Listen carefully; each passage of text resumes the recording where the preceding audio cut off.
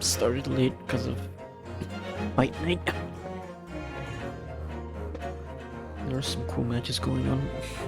It's still going, but nah.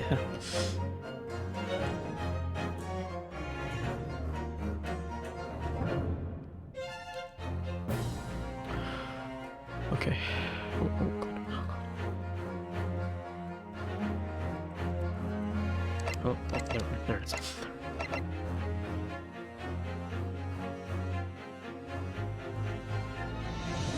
Things are moving good, and the route seems okay. All right. Time to continue. Time to continue.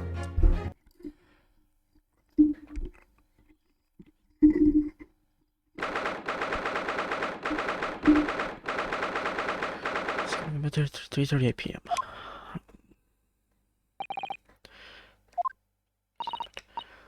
So what happened? What happened again? All right. This case, Inspector Greggson's case. Okay.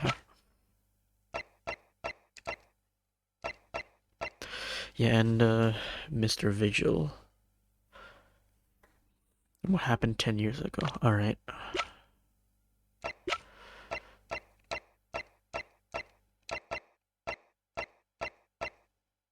Okay. Seems Mr. Vigil was taken to hospital to recover.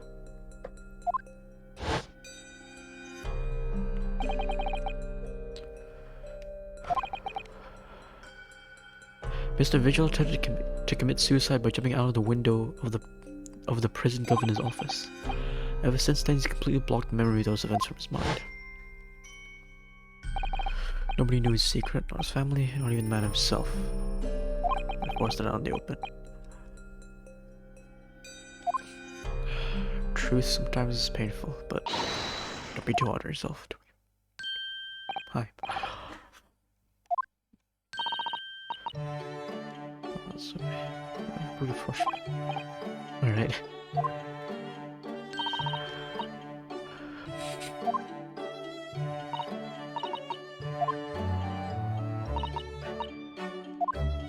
So why didn't we bring our mask? Bring the mask?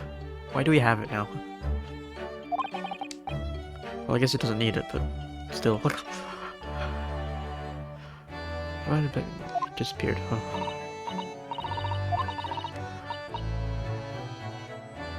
Oh. Sorry, just back to his feet and left.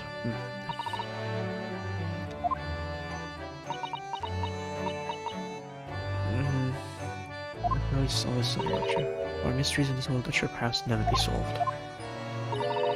Construction of a solution comes only at the expense of the destruction of something else. That when you open someone else's old wounds, you often open your own too. You just can't take his own advice to leave well alone. All the mystery is too important for him. It's so true. So true. Oh yeah, what's gonna happen with the thanks. What's gonna happen with the the Herlock's request? Well, we found him. So I guess that's our job done. What was she gonna think about this? I don't know. Finishes month's manuscript at last. With barely a day to spare. Oh, nice. I was violent the days before I have a deadline. What? Alright. Then make a plan of action before we continue our investigation. Okay. Well, can I just look at everything again? No, okay. No point.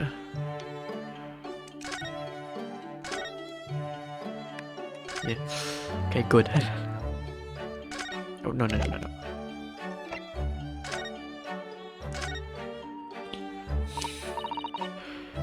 This morning. I said all the truth about what really happened, but one thing is increasingly clear.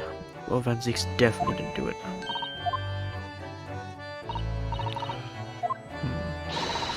I should go with several new facts as well. And there was another development too. Cosmos was not himself. He's acting almost if he's possessed. The end of the proceedings earlier, he was like a bloodhound the way he was chasing down Mr. Vigil's forgotten past.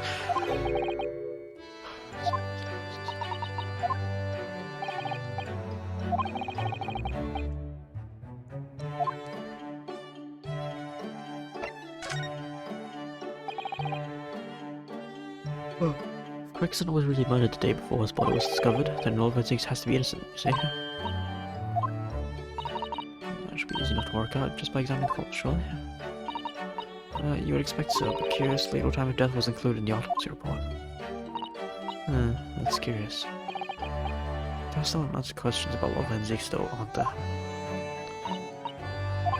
I mean, what was he doing there on Fresno Street that day in the first place? Looking at his testimony, he said he was investigating Inspector Gregson, didn't he?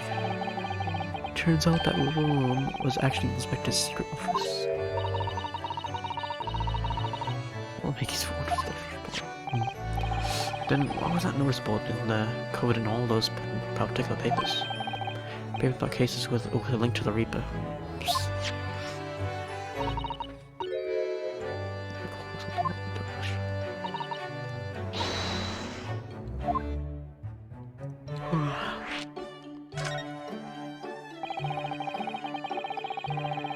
I never imagined I have to be investigating an inspector's movements. According to the entry in his diary. What, you have his diary? He was carrying out an incognito investigation of the Red League tip. Oh, is he just reciting what Van Zieks said? Okay, never mind. Schultz was trying to apply, whereas the inspector was supposed to be investigating. Wish I'd been the other way around. I don't know how to say any better. Though. As it turns out, the inspector who went to investigate the Red-Headed League that day wasn't actually Gregson at all. It was Mr. Vigil, in possession of of Gregson's identification. Well, that sounds like to me. Establishing an alibi. Well, Gregson needed an alibi.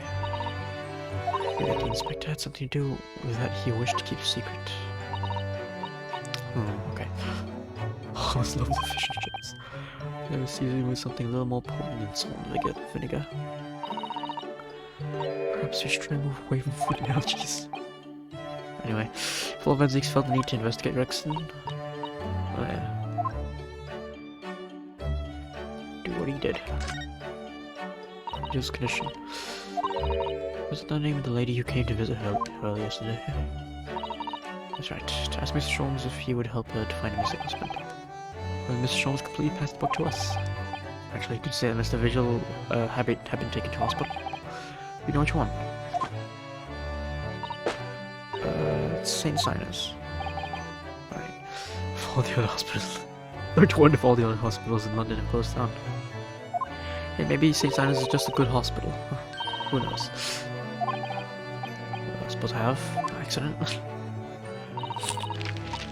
10 years ago, when Mr. Vigil was the chief warder at the prison, he was responsible for overseeing the professor's incarceration. The convict escaped, he was held responsible and immediately dismissed. I don't want to cry. More, 10 years after that, while he was ostensibly working as a peddler, he also had another secret job. He was paid by Gregson to be his stand-in, to impersonate the inspector. No idea. I just think all the doors look no good now.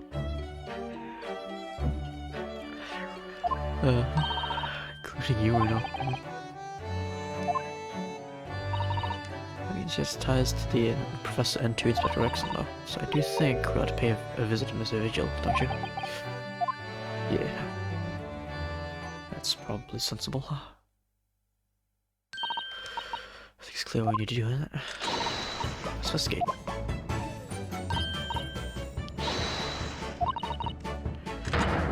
A special Wilson shooting iron. Wilson's straight. Shooting iron? Stuff for what? Pardon? Piping hot extra special blender mine. Okay, maybe not just one. Also on the final case. Damn. Wait, this final case. Wait. case after this? Damn. Went through this game quickly. Very nice. Gosh, very effective.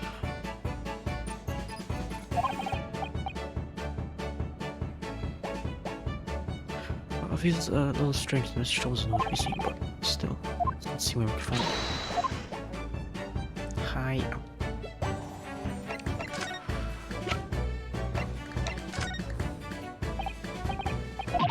Oh. Huh? Alright.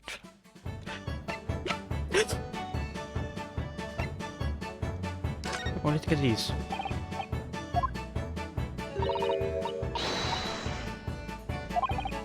No. What's it? No. Objection! Okay. Next. Oh my god, huh?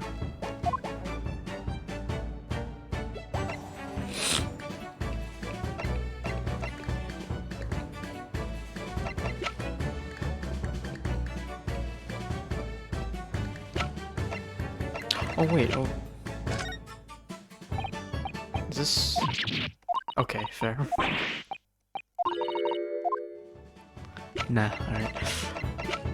I'll hold off then, okay. I'll leave now, goodbye. So, Mr. Vigil's hospital bed, Fresno Street, and go prison, right, prison. I might as well just go here. First. Oh, and he's gone. He's not here. Nope, not here. Okay then.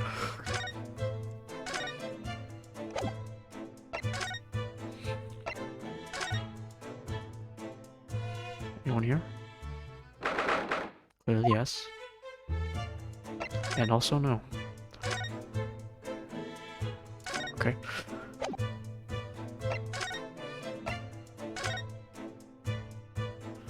Benzies, do you have anything to say?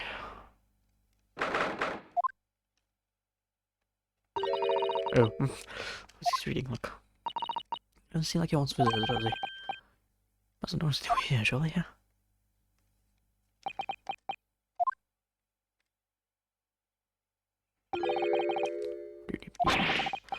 There's no way to greet the lawyer who's trying his hardest to prove your innocence, is it? Is it? Perhaps not.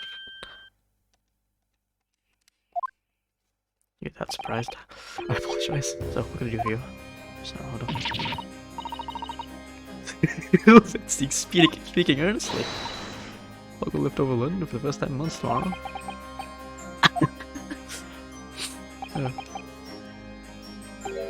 I'll say, I was impressed. Not by you, by our fellow Nipponese, your prosecutor friend. It's ironic, don't you think? For a man such as me, so loathing of the Nipponese, to be entirely at the mercy of the two of you. I suppose it's retribution for having played the part of the Reaper for all these years.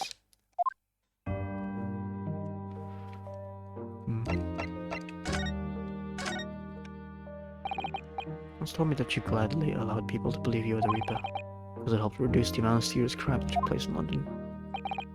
Giving quiet and playing the part benefits the cause, a cause I myself am committed to pursuing. Then why would I choose to say anything? Judgment of a criminal killed by the Reaper attacked you only the other day. It was just the most recent of many attempts on your life, wasn't it? Someone's clearly profiting from your silence about all this. Someone's using you. Believe me, ever since the Reaper first appeared, I've been doing my utmost to expose them, or rather, expose the organization. So it's inconceivable that all those accidents were orchestrated by one man. The Reaper always appears to have very accurate information about the accused in each case, which can only mean that somebody at Scotland Yard is involved. At least. It's taken me many years, but I failed to identify the central figure in this Reaper organization. Tobias Gregson. I think it's him, huh? Alright.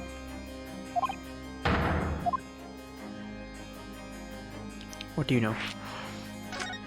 That's right, I was trying to ask him stuff. High irony. So the reason you're investigating Inspector Gregson is because you intend to expose him as a Reaper? As I said, the Reaper Bailey is no single person. It's a highly secret organization with close ties to Scotland Yard. What's happening? Death and murder is happening. And, mysteries, yes. Let's keep member of the organization. So Rexy, who's behind all this crap. Rexy didn't do his dirty work himself. He was a tactician. His job was to covertly investigate the monarchs and plot their assassinations.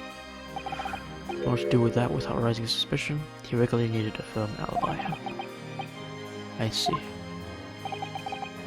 Vigil knows nothing of the Reaper, but the room he rents on Fresno Street was almost certainly the headquarters of the operation. Gregson would have met the assassin there for briefings. So actually no one carried out the killings then. Actually, I do have a name. I mean, not necessarily. If I can name the woman. What? A young one by the name of S. I'm gonna go piss.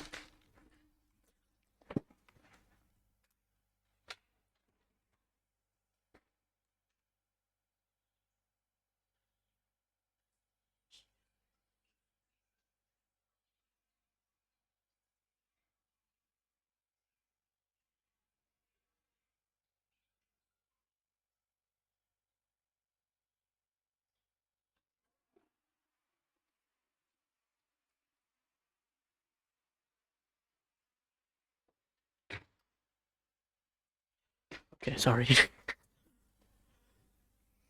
was a piss of surprise. Who would have thunk it? Everything's tied together. Assassin.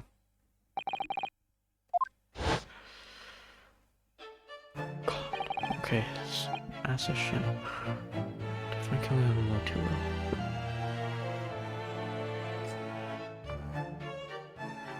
well. Right. Yeah, it's with a shin, and we now know it's assassin.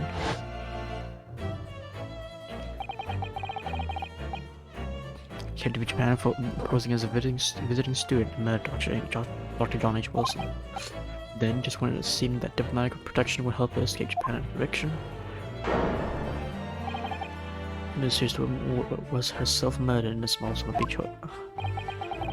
And that woman was actually the Reaper of the Bailey.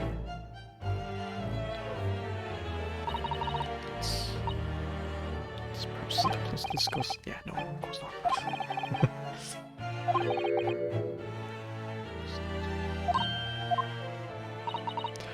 Assassin. Actually, I fought them once. Alright, thanks, mate. Now about Osogi. So he's a friend of yours. Best friend. It's the whole reason I got to come to Britain. It was all on his merits. I have nothing but respect for him. Yes, I understand that only the very best students are selected for such opportunities. I had a fine demonstration of how sharp he is in his proceedings earlier today. He missed nothing. In fact, his last performance very much reminded me of his father. Right. It's true that the aristocracy at the time was the root of numerous grave societal problems. They were abusing their power, playing the common man as pawns in politics, in economics, in war. In many ways, Sugi is carving out a canker from society that we British couldn't deal with ourselves. That's precisely why it makes no sense. Clint Van Zeeks was a noble and upstanding man. He wasn't corrupt. Why did that damn Nimbanese have to go and take my brother's life? In spite of having once saved mine. It was 10 years ago, 49. What was to be the professor's final strike had sent a wave of panic through the capital. Genshin and I were walking down some back streets at a late hour. Of course, at that point, I had no idea of the true nature of the man on my side. All of a sudden, We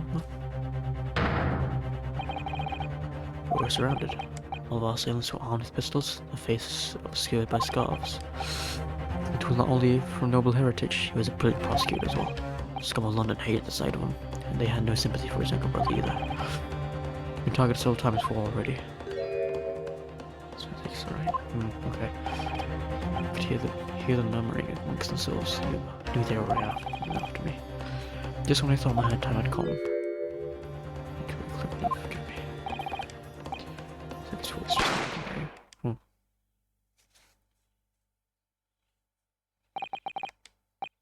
After that, I don't remember exactly what happened.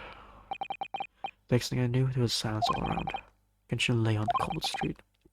Blood was seeping from his left hand. He shielded me.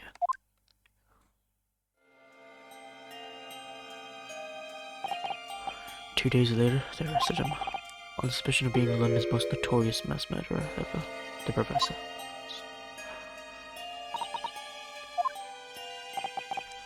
All at once, I lost the brother I revered and the foreign friend I held in such high regard.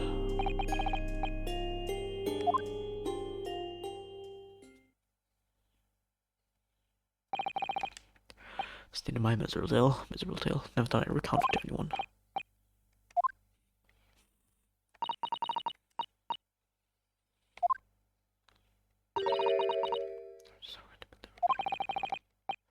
It's like I quite believe that Gregson was essentially the Reaper.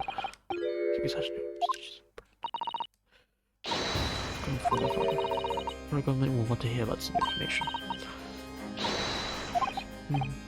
Right.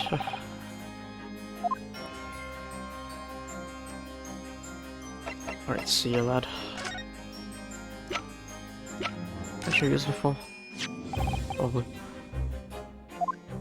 Do you know that I believe you to be merely playing out a lawyer craft, additionally? But seeing you on by me actually implies some dormant talent after all. He noticed me. Oh my god, he's hope you wake up so damn.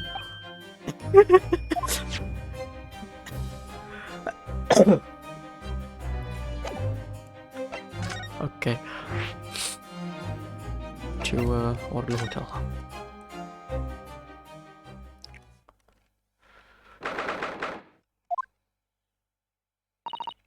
Yes, I think again today. It's been so princely. It's all good, but I'm feeling the same tomorrow too.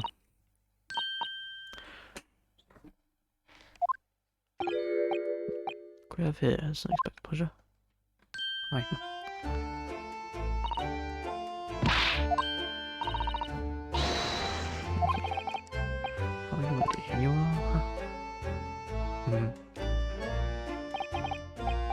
So you also have the Adventures of Herlock Sholmes, are you?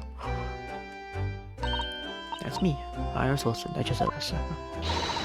He's been such a wonderful friend to me over the last year, you know?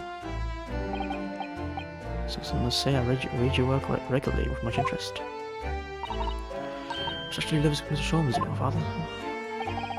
That's so. Well, perhaps I go the same way. Some way to explain that bright look in your eyes.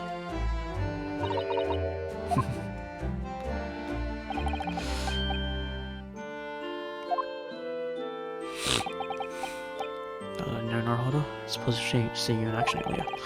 As an invitee of the symposium, I was allowed to observe from the gallery. After I twisted some arms, I must say it was a truly exemplary performance.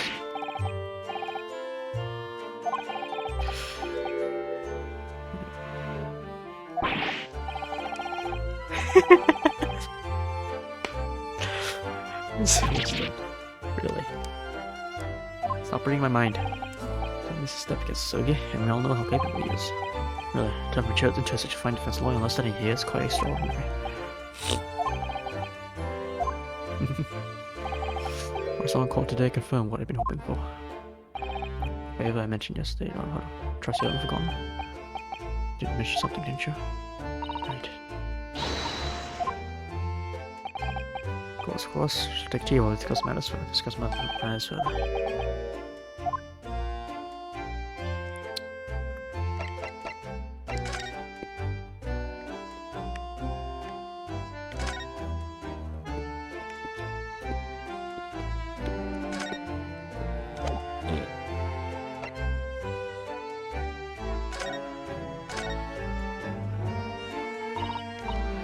you know about the so-called Reaper of the Bailey? I've heard rumors. Some members of the Judiciary explained it all to me yesterday. Of course, when I was visiting a student here in London, the Reaper was yet to emerge.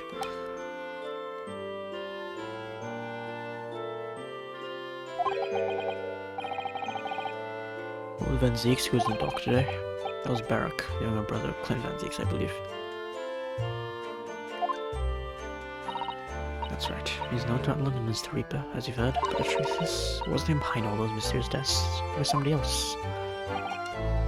Let's see. So what you're saying is, there's been a professional killer at work here? Wait, no. So by the name of Assassin, in fact. I beg your pardon.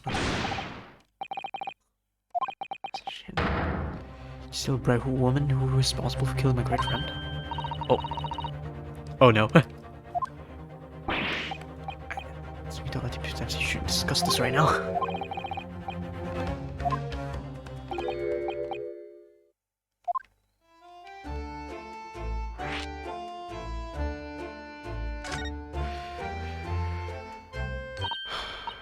I just remembered something. Biscuits. So tell us the most delicious thing, biscuits. The blue? Alright, fine. Let's see if I can purchase some. You can do, Iris? Just try to leave me behind.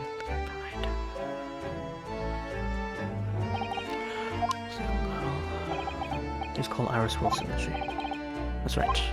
And she's the author of all those adventure stories starring the great Detective Sholmes. But the name of the credited author isn't Iris, is it? It's Dr. John H. Wilson. Yes. It's the name of her father, you see.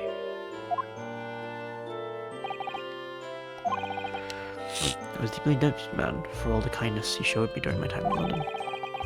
That's why I was keen to reciprocate and invite him to the Imperial University 4 years ago. He was murdered last year by his own regret. Iris knows nothing about that case. It seems very likely that the victim, Dr. Wilson, was her father. I have a feeling she already knows at this point. And she's just letting it be. But who knows? Say that we haven't spoken about his family, so I don't know if he had a daughter or not. But I think you'd say with some certainty, it was never the great detective's partner. Could have been another Dr. Wilson, you think? Yes, John and Wilson are both common names after all. Still, it's probably best not to mention this to the young lady until you can be sure. So you thought, yes. Oh, right. Cinnamon and biscuits. Go very well with the tea they serve here. Did you see?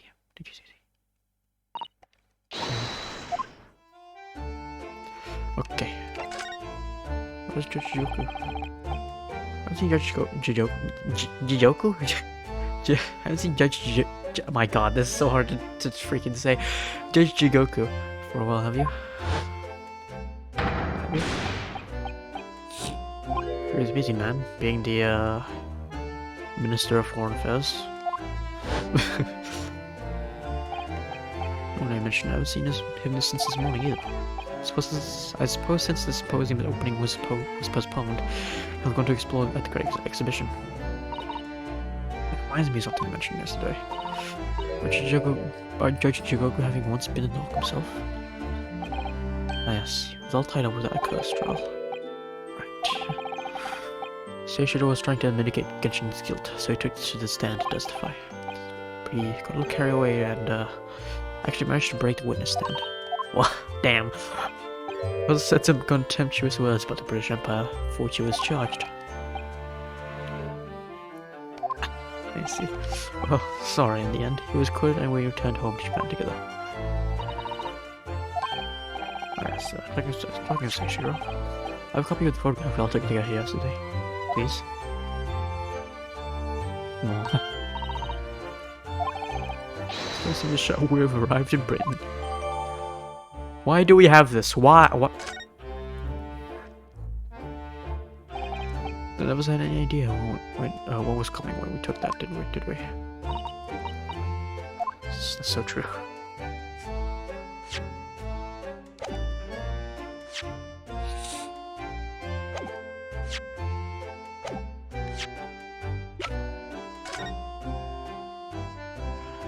Okay, no, seriously, why do we have this?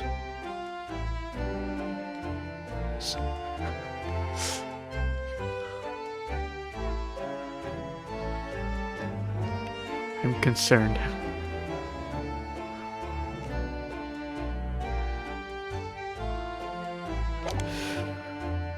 Okay. What about that favor you asked for? What's the favor that you'd like to ask me? Well, this fateful trial that you're fighting. One way or another, it'll be over before long. And when it is, I'd like you to accompany me back to Japan. Look at this. No, so I thought you should understand. You've seen how our courts work firsthand. Japan's judicial system is in its infancy, especially when it comes to defense. Our lawyer's in desperate need of a good defense lawyer, as soon as possible. Really quite urgently, in fact. Are you kidding?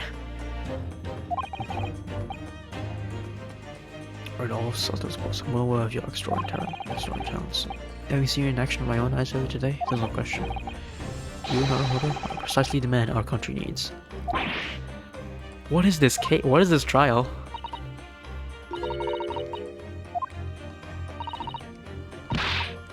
What am I supposed to do, Father?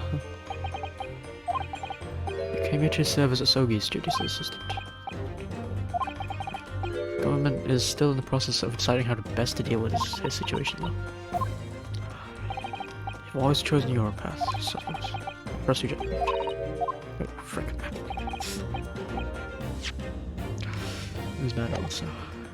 You don't look like an outcast. It's merely a suggestion, you understand? I hope, if I'm honest, but I won't force you. All I ask is that you consider it. Come to a decision by the time this trial concludes. It'll take like a month. Go to Japan. What is this trial if it has a month of preparation? Evil, who knows?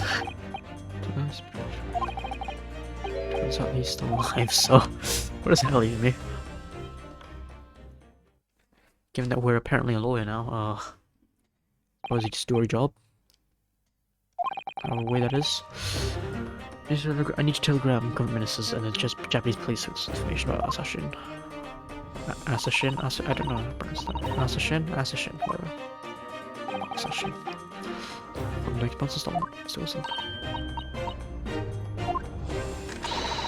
Okay.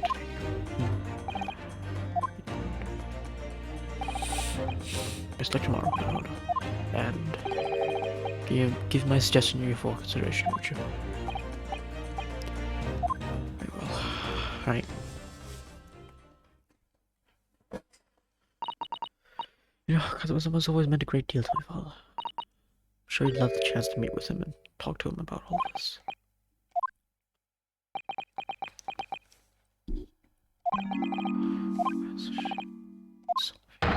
What? Hi, Sholmes. What kind of nickname did you consider the possibility before now? Why, I joined you all for tea, of course. With one extraordinary question. No matter. Anyway, more pressing concerns, Mr. Naruhodo. I must dispatch a telegram to the country at once. It is one of them returns to urgency. Japan? Tell me, to whom can I entrust the task? Quickly now, who? You just go with your father. Her father, I mean. I see. Well, he looks reliable enough for a bearded fellow. He doesn't have a beard. It's not a moment to lose. Kindly ask your trusty unshaven father to see this sent. I will, but what is it? No questions at this time, if you please, Miss Soto. All I can do is pray that for once my deduction is awry. My deductions are only correct. Now then. Maybe you're surprised to learn that I'm a very busy man. I still have no time to hide behind his settees and eavesdrop on other people's conversations. I leave the sending of this in your hands then, my dear fellows. Okay, thanks. Can I look at it, please? the unpaid bill for his tea behind you. Can I look at it? With father to go no, and call us a cab rest straight away. Well then.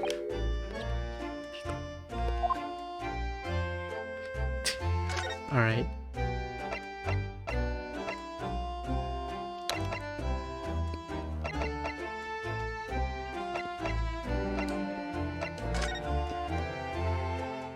Where am I supposed to go? Is this where I'm supposed to go? Oh, hello.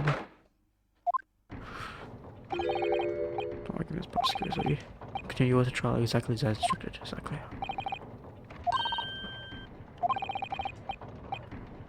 It's fine, looks straw by the sound of it. You know, didn't know when to back down.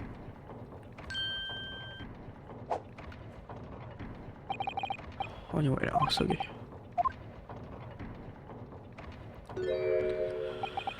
Hi.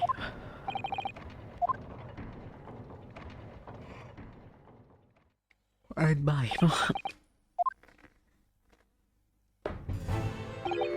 Yes, what are you doing here? I'm just hoping to ask you a few questions if you don't mind. When Van Zeke's trial concluded today. Prosecutor Sugi's working inquiries are going to make it take longer than necessary. As a result, I'm losing even more precious time. 2 hours, 55 minutes, and 41 seconds. 42, 43. You must resolve everything before 3 hours pass, must you know? The America's only 5 minutes. We can't let the parents on information.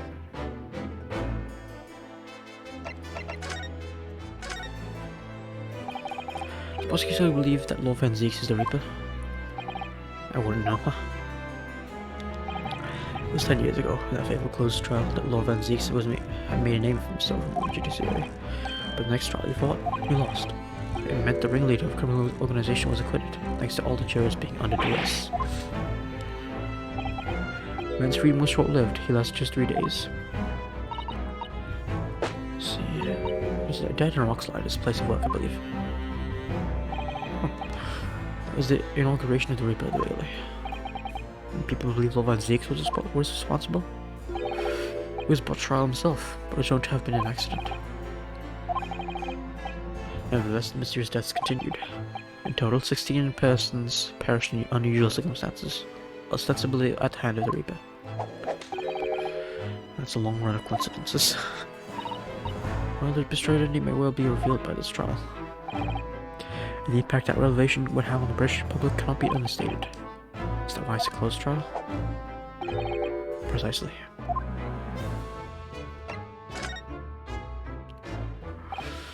This country hasn't seen a closed trial for 10 years. So it's professors. Correct. I see. Actually, we heard that originally. You were going to prosecute that trial yourself, Lord Sormon.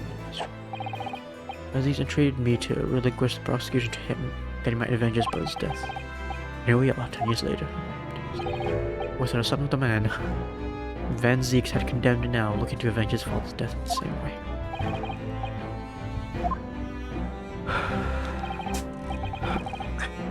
It would seem that the young prosecutor is harboring some ulterior motive as well.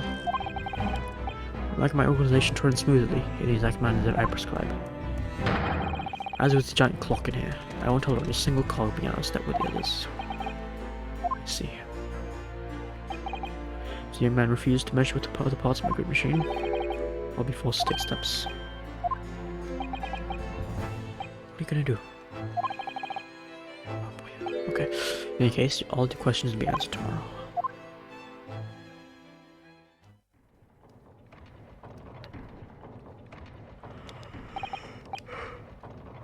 I shall have to ask you to excuse me. As at this moment, I have been delayed from attending my next meeting by precisely 3 hours.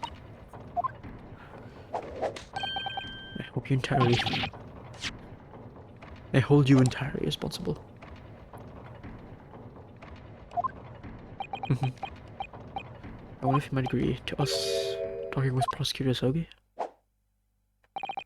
Discussions between the defense and the prosecution outside of the courtroom are generally frowned upon. However, I'll make an exception in this case. I'll go. Find him in his office. Thanks.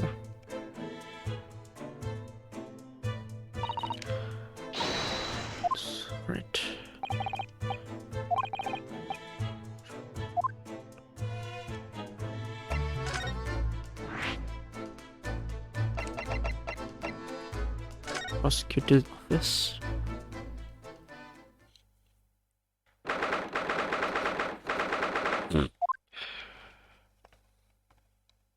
Oh my.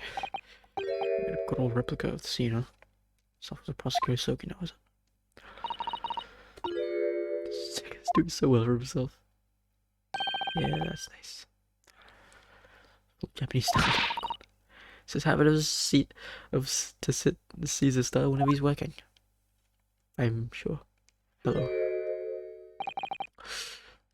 Cosmo.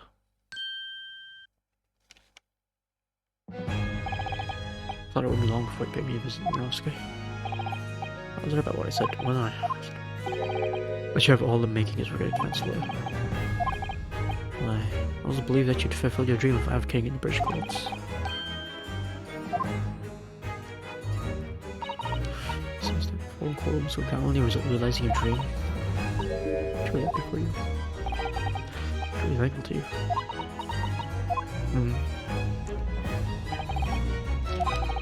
I always thought it would be fun for you and I to shake up the British legal system for a little together. This isn't quite how I envisaged it, but I suppose it's just not twist of fate. Of all things to my time in London. The house that the son's father was himself a visiting student here once, along with Judge Jigoku. But what happened with your father? They have no difficulty understanding. I had no choice. I had to find a way to get to Britain as a visiting student myself. I'll hear from you, Cosmo.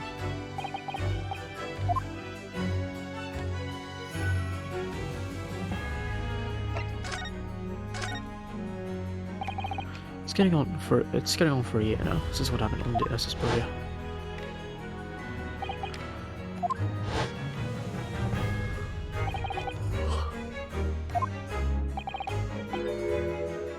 I've this one forever.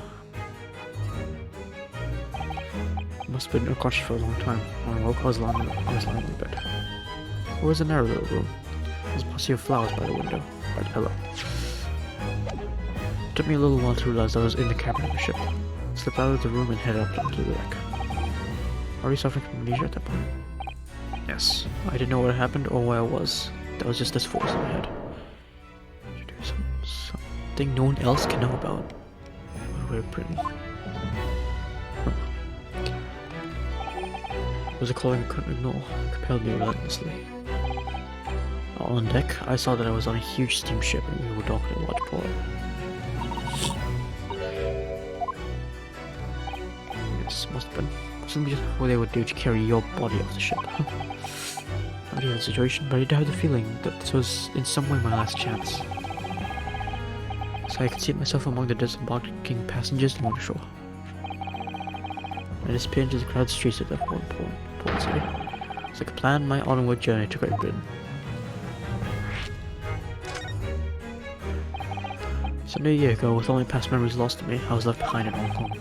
Everything was foreign to me. Sights, sounds, smells. I had reeled. I was truly out of this. Where it is now that I had escaped as a dead man, was nothing but the clothes on my back. No money, of course. Luckily though, I had 2 feathers in my cap. Much English, of course. On the back of that, I was able to pick up some work as a deckhand on a cargo ship. Eventually, after calling at countless ports, I finally arrived at Dover. That must have been some 3 months ago now. Damn.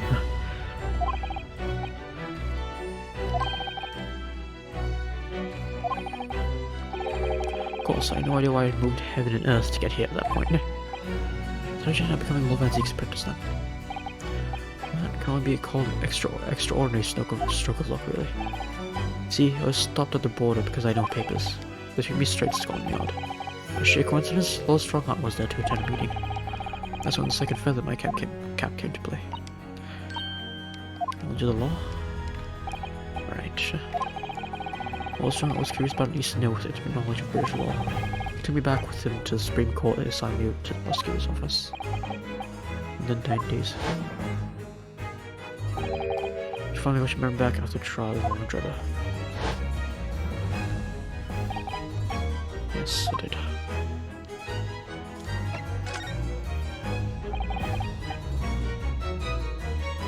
Ever since I first met you at UMA, you talked about your dream.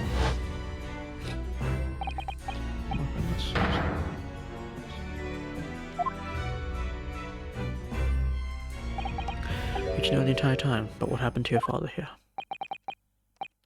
16 years ago. My father left on that exciting trip to Great Britain. I was just a boy. Took a photograph together the day before his departure. It's my last memory of him. But I remember most about my father is unswerving sense of justice. 6 years after he left, a gentleman called at our family home. He told me that Genshin, my father, had been taken ill in England and passed away. It was Professor Mikotoba, your father. Ever since then, the professor was very good to me. He even helped fund my university education at UMA. I'll be forever in his debt. Nevertheless, I just couldn't bring myself to believe what he told me. One day, a letter arrived at house from Britain. There was no indication in the sender, so I'm assuming it was from an old acquaintance of my father. I read that letter, changed my entire life. Said that my father had been a mass murderer and a writer cursed the Asogi name. Oh. I see. Oh, that one.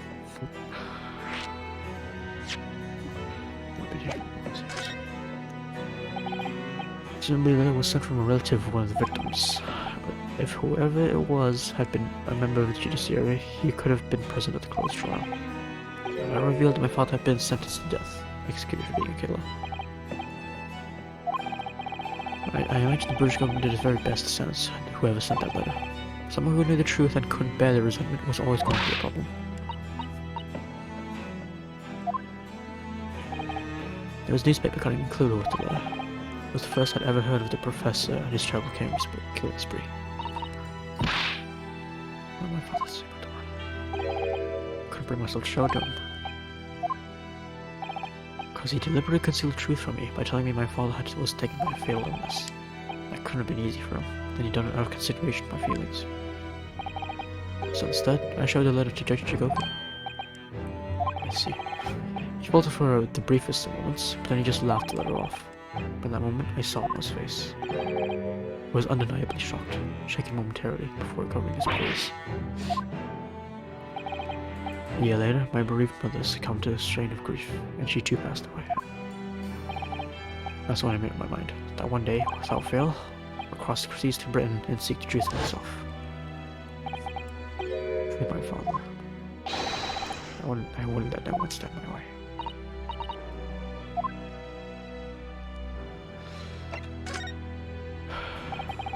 What we learned today in court turned things completely out of my hand. It was a perfect piece of lawyering, that's good.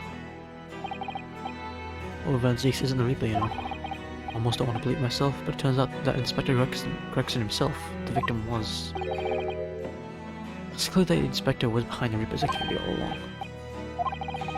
The real question is, who's been giving orders to the Inspector? Yes, but Van Zeeks is the real Reaper. I knew that 10 years ago, it was him. I said my father must be a mass murderer and sent him to his grave. Ultimately, people condemn people. The law is just a tool that they use to do it. When a man condemns another, he must take responsibility for his actions. Of course he must. But I know for certain that my father would never have taken another man's life. On the contrary, my father's life was taken by the Reaper. So that's his thoughts, huh? I see, huh?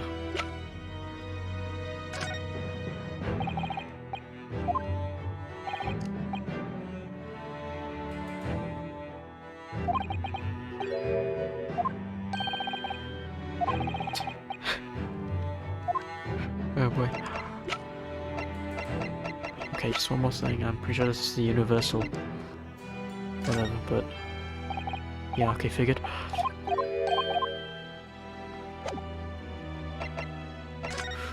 Hold on, I want to look at their little place. Use this first. It's not my style though. No, I noticed you've been working at the little table on the floor, kneeling down Caesar style. Is Caesar? I think it's Caesar. I thought it was some kind of punishment set up by Lord Van Zeeks when I first saw it.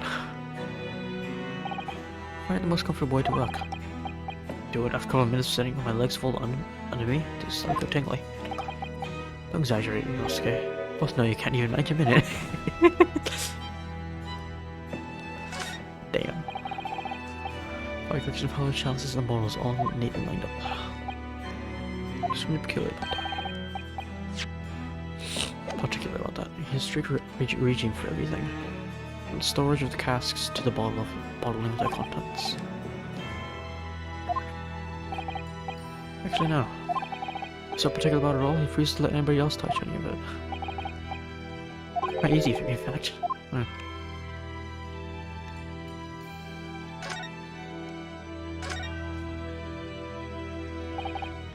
You know who the man in the portrait is?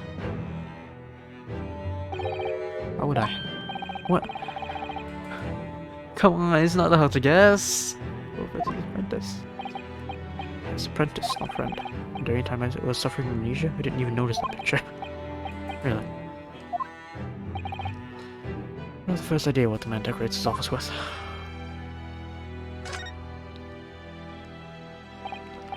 What the? Scale model of the crime scene. I realize that. Does the prosecution office make a model scene for every single case? Apparently so. Sometimes it helps to visualize things better and notice things you hadn't spotted before. Actually, the miniature noticeable with my work. You enjoyed making that.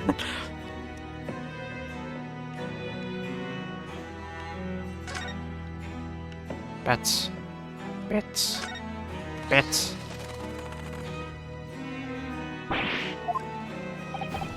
So the passenger, fearing the companions. Fearing companions of Van Zeeks, what you say? Actually, I've seen them fly. I've seen things flying in Lord Stronghold's office too. That was a thing. Perhaps you have to like birds to attain a rank in the judiciary here. But bats aren't birds, of course. Damn animals. About a sparrow for you, huh? What's that supposed to mean? Nothing, sorry.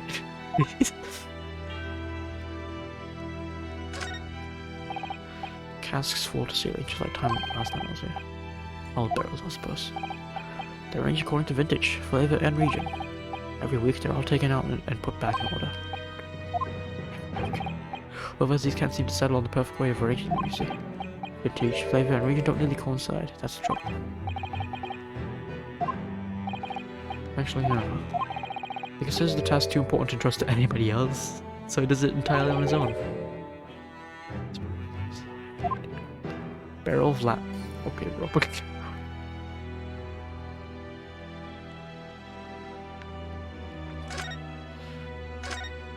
Suppose it's everything.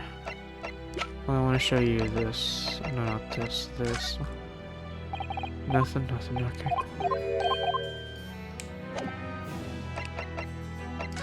I'll be leaving now then, I guess. I don't have anything to show you. I don't know what's here. I want to go to the hospital.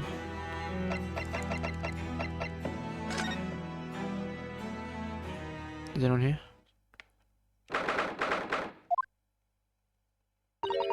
It's the work where Mr. Vigil was brought, apparently. Oh, hi. Here he is. Oh, hello again. You better know Mr. Vigil? Yes, thank you. It's not better. The sorry to have caused you to... It's because of me. Can I expose your secret and force you to remember things you'd obviously tried to forget? The prosecutor was here a few moments ago too. Just missed him. He said much the same as you. He was very apologetic. The truth is, I brought this whole all this upon myself. Keeping it from Evie, my wife, all these years, carries a sense of guilt. But that's not the worst of it. Over time, I was came to deceive myself as well.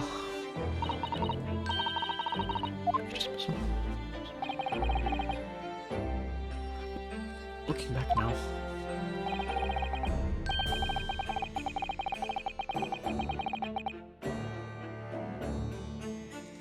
I'm beginning to think that perhaps Inspector Gregson didn't stumble across me by accident at all. mean you compensated me so generously for acting as a stand-in. He was clearly concerned for my well-being and doing what he could to help. Sure, it's just desserts for 10 years of lies and deception, but it's me that helped the Professor escape 10 years ago. It wasn't me.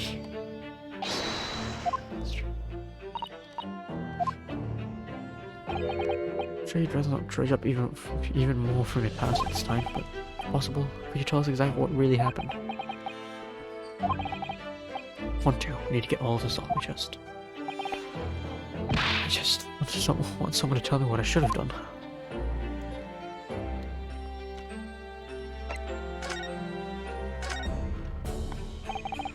Inspector was obviously engaged in a special operation of some sort. He was investigating something that even Scotland Yard couldn't know about. It was when he had to carry out those investigations that I would take his identification and impersonate him. Pretend to be the inspector and carry out investigation on his behalf. No one ever. A common street peddler could possibly carry out a proper police investigation. All I would do is go to the specified location and make a little hoo-ha. Just something to leave an impression, so everyone there would think a detective called Rexy was here. That's what you do on the day prior to the incident? Yes, he asked me to make an appearance at the park on Lime Street for the Red-Headed League event. So as usual, I flashed the inspector's notification around and was very vocal about my presence. I am taken prisoner, but the detective fraudsters. So, you would always make a point of showing Gregson's identification and generally being loud? That's what the inspector asked me to do, yes. Weird. Not good. As you know, I suffered this bruising from my neck at their hands. One day they kept their word and released me. So turning the inspector as the identification to however. I'd arranged to meet in the Fresno Street room at 5 that day so I could report back to the inspector. But at the return, that was when I heard the gunshot. It was at midnight on 17th June 10 years ago. That was the time scheduled for the execution. The first execution never actually took place, did it? The execution itself must have been used to effect the plan of escape.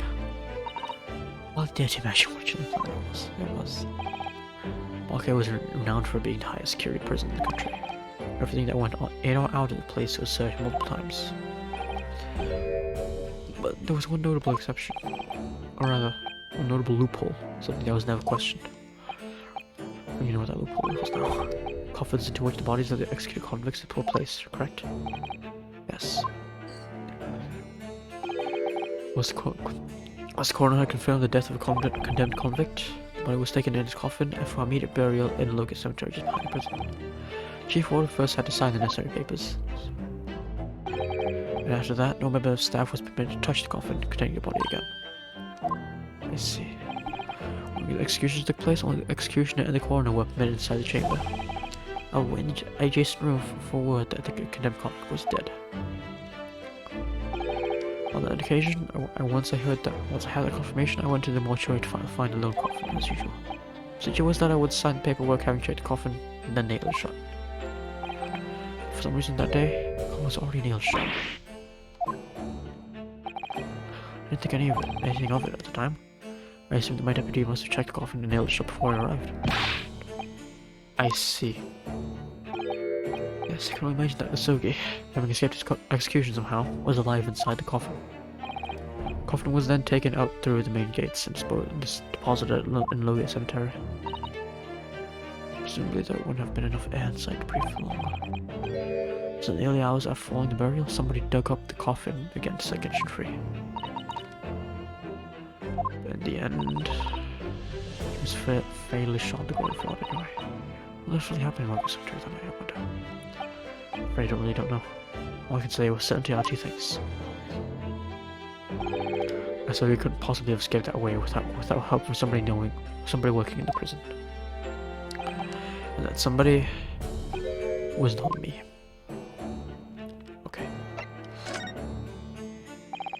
Obviously you knew the better than the professor, I mean. Genshin is okay.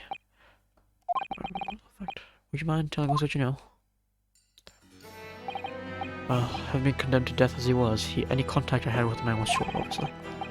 After that trial, which is carried out behind closed doors, attended only by elite members of the judiciary, they called for his execution to be carried out at the earliest possible opportunity. Welcome to the trial was set from the beginning of this. It was a time of difficult, delicate diplomacy. Britain and Japan were in the process of signing an important treaty.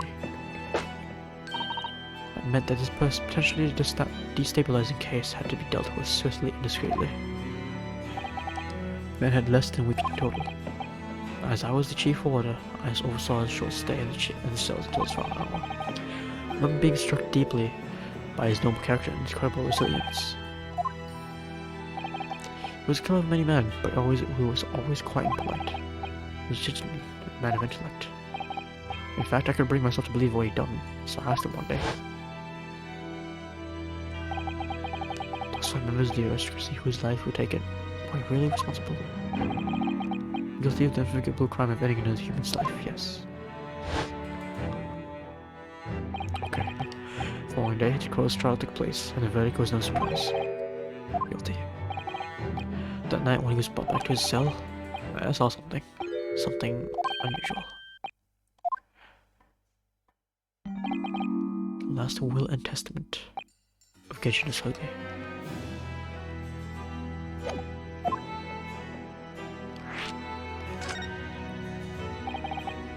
As I said, it was on the night following his trial, after he'd been found guilty. I was doing the rounds of the cells when I looked into his Sogis. Noticed that he seemed to have a sheet of paper in his hand. As soon as he noticed me, he really showed behind his back. Why did you find that so unusual? Does an old meant to pen a will when he knows his death's nigh? That's true, but there were special conditions to Asoki's incarceration, you see. Well, even though he was held in a cell designed for condemned inmates, he was allowed to keep his personal effects with him, with one exception. Okay. Well, he'd been convicted for killing 5 members of the aristocracy. At the same time, he was a guest in our country from the Empire of Japan. Powers that be were determined that his final days shouldn't be needlessly uncomfortable. What was the exception you mentioned to the personal effects he was allowed? At this point, he wasn't permitted to have writing materials. Specifically, no pens or paper. He was prevented from leaving any written record of what happened to him. Yes, I suppose that was long and short of it. I have no idea where he obtained that paper. And writing materials would have been confiscated from him upon his incarceration. As I said, he had the paper on his back and then he pleaded with me. Or do you just hide behind your back? Please turn a blind eye. This is my lifeline. But you know what's against the rules? The only person who's seen, you just agree to keep quiet. Alright then, what's on the paper? Last will and testament. This will is the only weapon I have left now.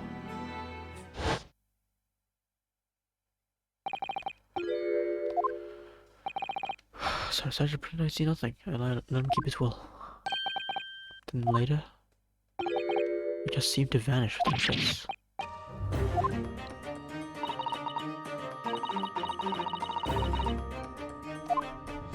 Someone must have took it, and you know, sent it somewhere. I was the only person who saw Asogi's will, but someone disappeared. It was after Asogi's execution. Ward has gathered up Asogi's possessions though in his cell. They will all be sent back to his family home in Japan.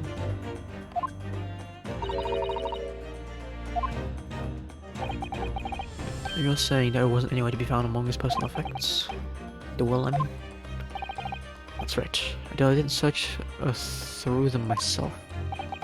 But Governor Caden was livid. He was screaming, "They can't have disappeared completely." That doesn't quite make sense though, does it? Wait. Well, we understand that only Mr. Vigil was aware of the will's existence. In which case, how did the prison governor know to look for? I don't know how he knew. But it suddenly seemed as though he knew of the will's existence from the outset. Well, he didn't refer to it as a will. What he said was the Asogi papers. Okay, well, I really can't tell you anything of this subsequent events. Because what happened, right? I've forgotten all this until today. I don't suppose it's relevant to the case though. Thank you very much for sharing it with us, Mr. Vigil. but we're very grateful. Thank you, lad. For these, there's really little more I can tell you. My Phoebe will be here shortly, so I do hope I don't appear to be rude. But no. Thank you. What becomes you now? Well, personally, a police officer is a criminal offense, of course. I imagine that once I'm fully recovered, I shall be arrested. Sorry. Don't be, please. This is all my own doing. I always knew this day would come. I wish you well. Goodbye.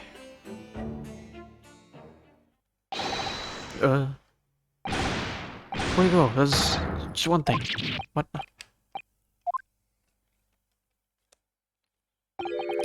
Your soggy papers. I'd be very grateful if you make no mention of the things I told you about them. For some good reason? Presumably? It's my understanding that their very existence is a closely guarded secret. If it became known that I had remembered, well, it could be rather troublesome, I think. I understand.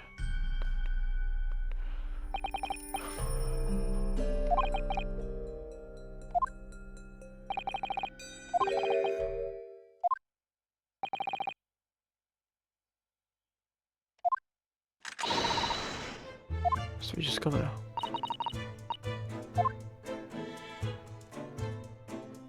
Okay.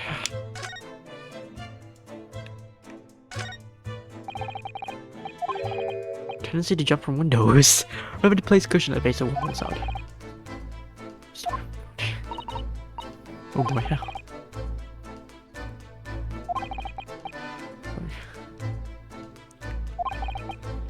These shoes can be a very dark business.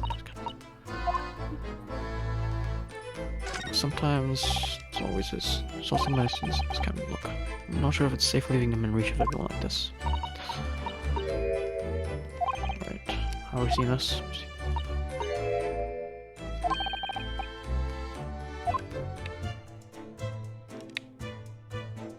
What's this? So it's not over the watch if welcome from this perhaps. Pay with good cheer, leave with good cheer. Look at that, you were spot on. Full of cheer. Or maybe discharge patients pay their medical bills with cheer though. Once I had to have a very painful injection when I felt ill with cold. I felt awful already, so I'd have to suffer the sting of the injection as well as the bill. The doctor. Boyo.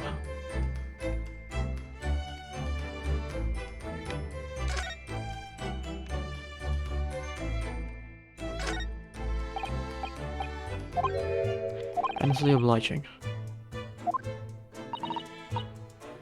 It's probably just as well that he has a kindly person in the bed. Honestly, pause a little worrying though, isn't it? Or if Mr. Vigil suddenly declared that he'd like to take a trip out the window. So endlessly obliging patient simply open it for him and say, "Be my guest."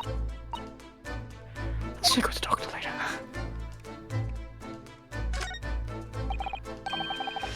Parrot coaches. In Britain, as they were used here as well. I imagine they were important to Japan from Great Britain in the first place. I don't know. All Japan from broke a leg before their arrival. Besides, these things don't bring back memories free. I was little and thought they looked fun, so I borrowed a pair to play with. Then I slipped and sprained my ankle. I see. The stars, the powder heel, and the powder harm. So a cheeky little boy managed to cause harm all by himself. It's on you. We're patient enough.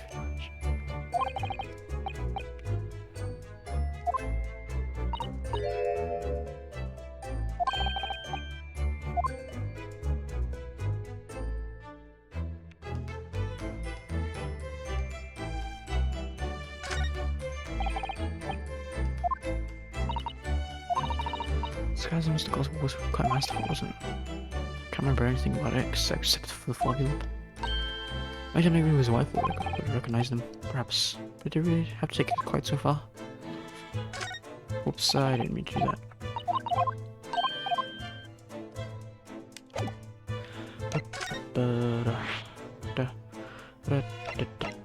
Not prison. There it is.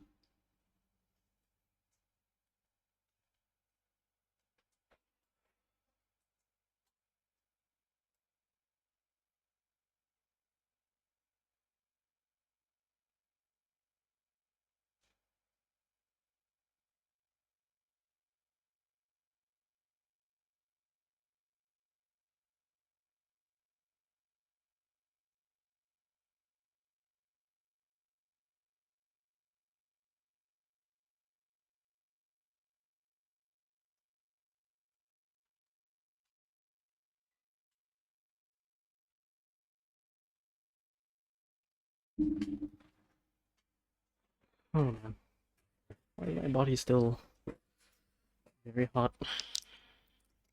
in the not good way?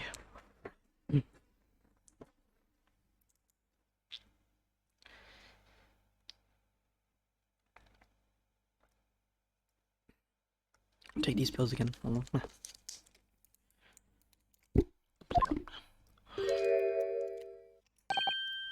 Oh, my God. Yes. Hello.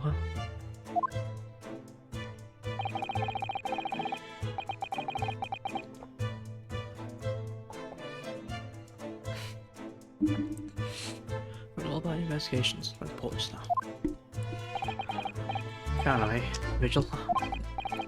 Yes, lovely. Oh, there you go. Now doesn't that look you anymore?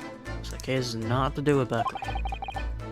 I would not like you to get the wrong idea about them. Of course, yes. Mr. Vigil stopped working here 10 years ago now, so... But... See, this middle notes, haven't we? He's getting the job. I mean, the thing is, about this case, it's kind of... intimately related with the thing 10 years ago.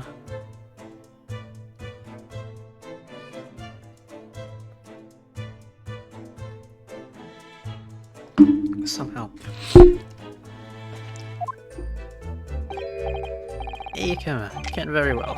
So, how about we handcuff this kid? I don't like handcuffs. That's hard as irons too. We'll put you down here the table. There's something else I'd like to ask you about, actually. That's all, huh? I believe there might have been a document that disappeared from Genshin's Osogi's cell. I think it's been called the Osogi Papers. Some sort. Did I not say? Kirsten's death is not to do with anything with things that might have happened back later. In the past, laddie. There's not a photo about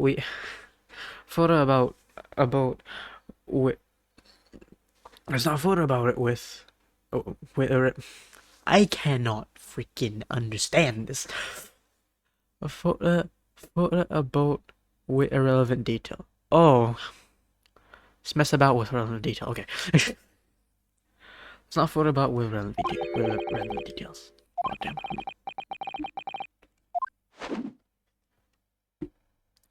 Something good? Questionable.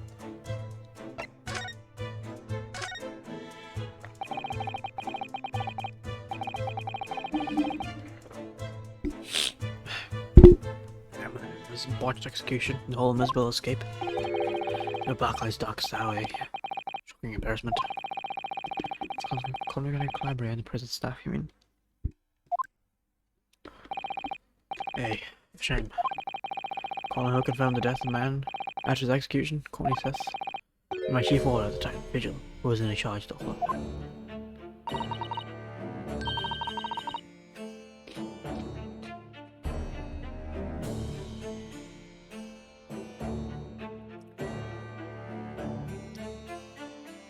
Mr. Vigil says he doesn't know anything about it. Rascal would not say otherwise, eh? More handcuffs? Too much hate in your diet? I think you can. When Mr. Vigil was handing his dismissal notice as a result of what happened, he was so despairing, he jumped out of your office window, didn't he? I did not like to say, but that's just Vigil trying to get out of it. Do you not think he would not have jumped from the shock of his crimes being exposed, eh? I do.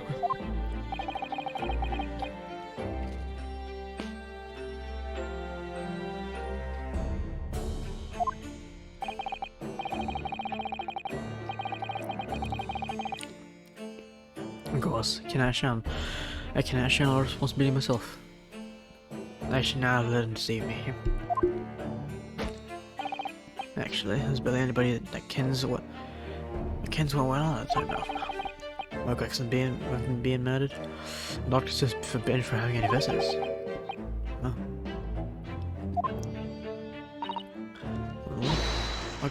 Well, going home empty-handed. I wouldn't dream of sending you a packet, well, no, can I? Yeah, take an account. I knew it. Sure.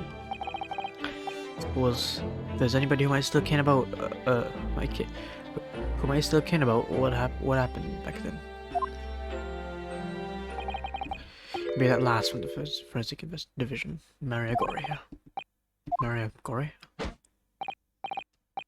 Sis daughter. Sis daughter. She didn't have no more. Just the one. Okay, I see. Yeah, we do know her. Let's go. The way bands followed in the mom's footsteps. Did not even see her without a scalpel in her hand. Uh-huh.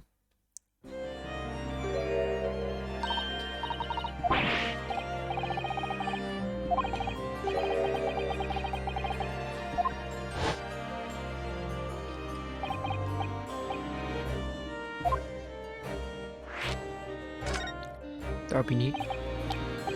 So she's his daughter, but her name is Corey. Yeah, there's family history, sure, but I didn't ken the ins and outs of it. She grew up watching a man looking with the bodies of folk who died in strange circumstances. Yeah, sure, just letting a child watch your parent working on dead bodies, yeah, sure. I had to do the same with her own life. Can understand it myself. So she's might keep respect for her mother. Perhaps, you know, she was in charge of Gregson autopsy, I believe. Yeah.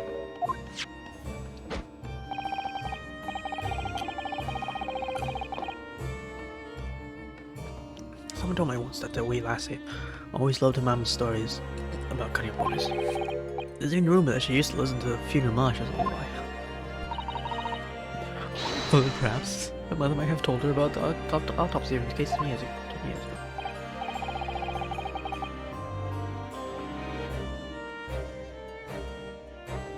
Hey, I'd say there's a fighting chance at least. After all, that was a life-changing case for us.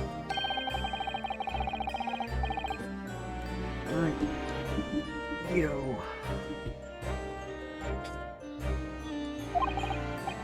Thank you very much. Thank you very much. No happy about any part of this. Took years for them to finally get the whole rest of business. Okay, can you not get up on this, Larry? Stop asking pointless questions. I'm sorry, I don't like dredging up these painful memories for everyone. You don't stay away, no? Leave me alone and didn't come back here, yeah. Sorry, lad.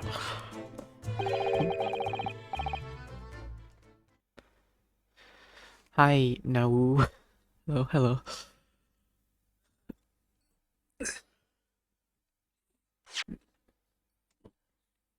Hello, welcome to episode 4 of game 2. About halfway. So many folk of it, even here in the present, would have heard those papers. Really, our sources must remain confidential, sir. You're led to believe that the papers are actually a last will and testament. Is that right? How many cases are there in this game? There are. Well, this Chronicles game is basically 2 games in one, and there are 5 episodes each. Yeah, so 5 cases, I suppose. 10 cases, I guess. In total.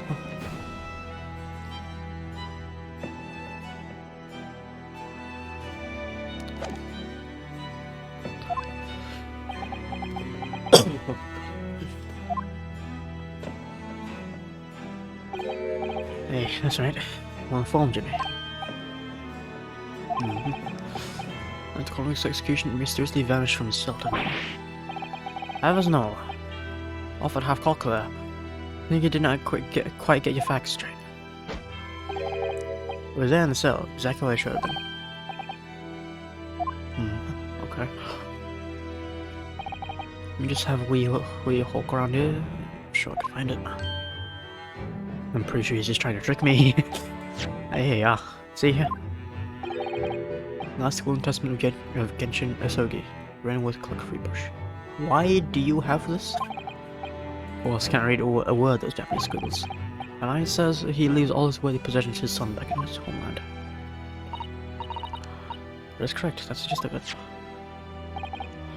Okay, I see. So these are the Asogi's papers? Hey, of course they are. Papers written by Asogi. No doubt. So Mr. Healy, that's your lot. For all the Stramash, that's a Slaystone of execution. He sent the man's possessions back to his clan in Japan. That was the end of it.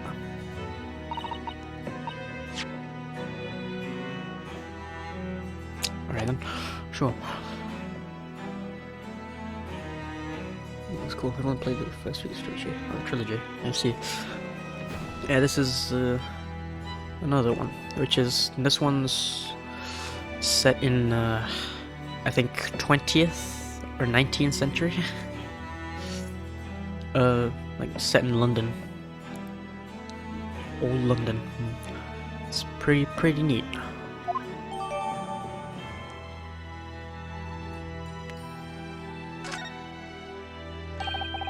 One thing before you go anyway. No, it's not. These papers are not to do with Greg's death. That's what literally everyone says. But if you did not make no mention of them outside this office, or rather, I would not just prefer it, consider it an order from the highest levels of the government. I understand. Alright. Thanks, lad. Can I look at this thing? Wait. Just look it from here.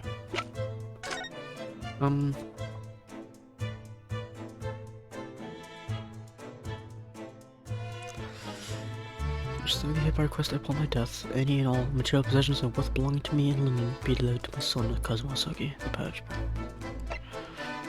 It is with these sadness that I accept my fate in this homeland, and the knowledge that I will never see my homeland or family again, but I got nothing about my chosen path. Okay. Nice place for investigation things. Yeah. He does have that vibe. Some of the story around it too.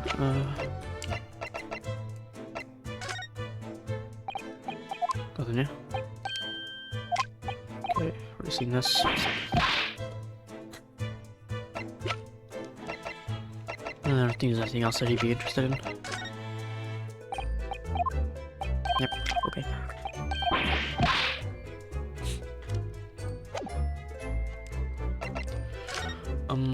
Time to wait. Can I look at things? I haven't actually looked at this yet. Look at things here yet. It keeps dropping down. Why do you have this? Small guillotine, French execution device. I've heard of it. Yes, for you ask, a can prop.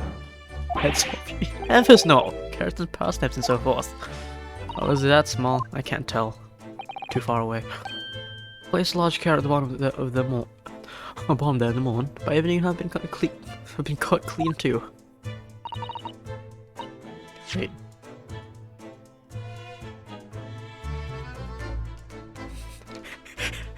large carrot at the bottom there in the morning.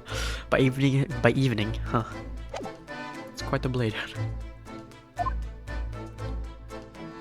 Really, quite the blade.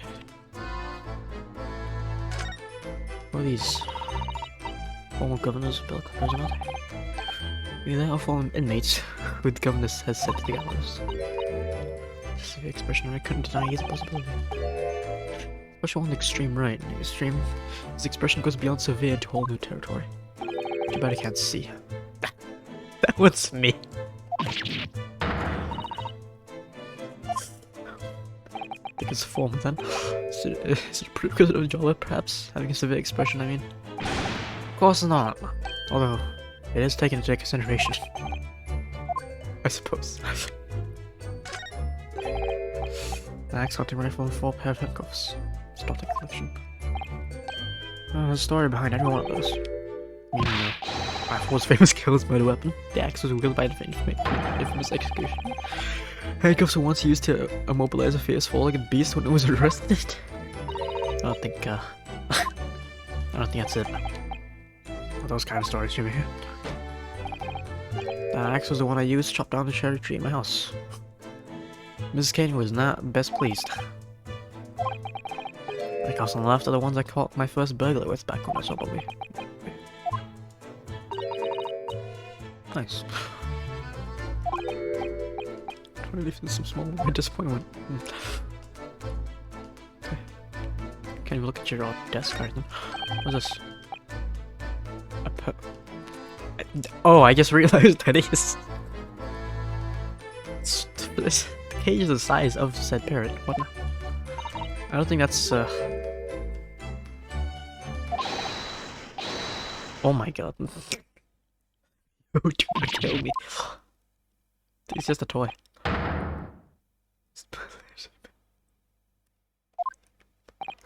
Oh no. Here's one of the 3 siblings you see. Still calls out the names of his 2 brothers though, like that all the time. Excuse me?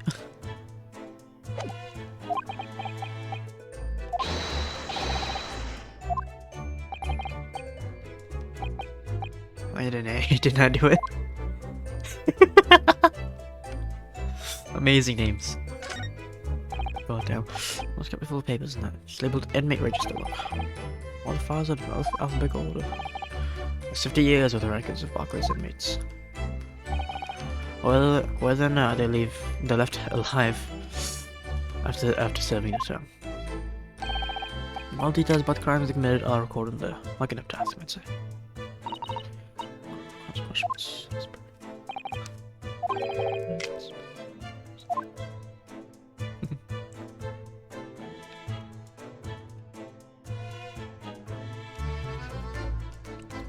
Okay, nothing else done. I think. Hold on. Yeah, nothing else. Time to move to. Where's. Where do I go? Thought I would be going to Mrs.'s office. Mrs.'s office.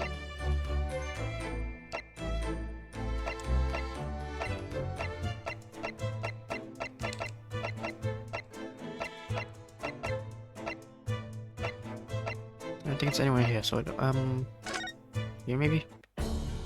Nope. It's gonna go everywhere.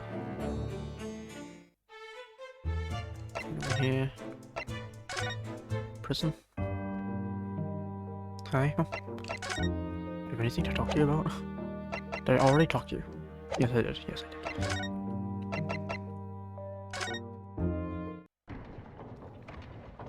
Here.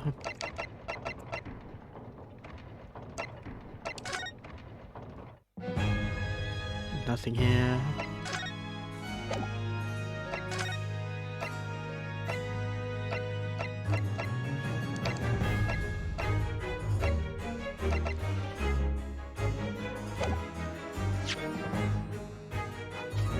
God.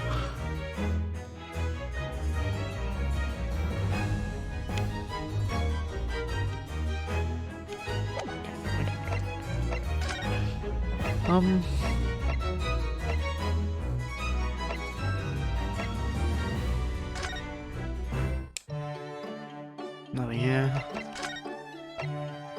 Where do I go?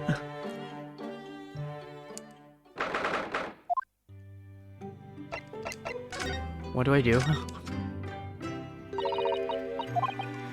Sorry. I just find something in the sketch. You might have forgotten something when we left this morning. Sorry, I'll just continue. Let's get there early, you won't fall.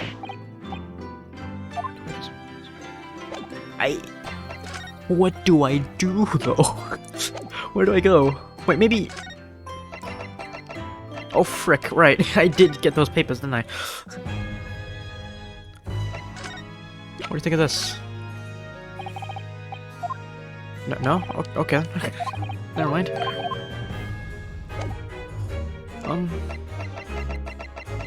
Where do I go? What about you?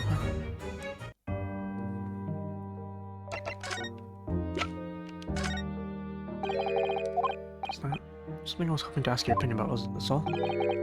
Serious. The defense still attempt to extract information from the prosecution by legal means.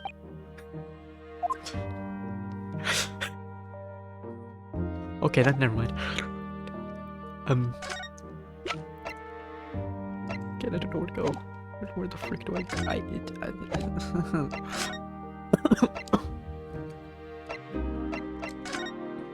Waterloo? No?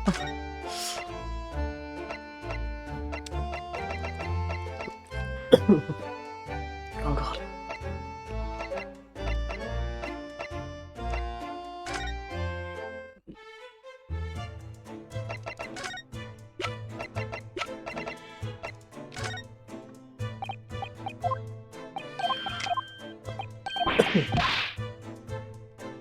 Where do I go? I don't know where to go. I don't know what to do. I did everything I can. What did I get? I have to present something to someone, but what? I'll talk to Mary Gory, but I can't access her office yet. Or maybe unless I'm just immensely blind, but...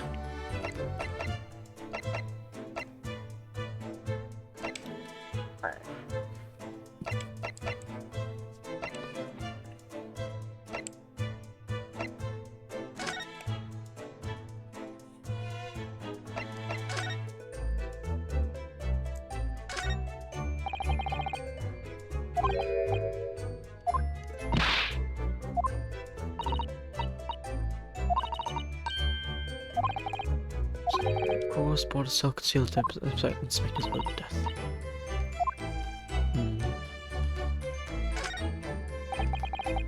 Mrs. Vigil.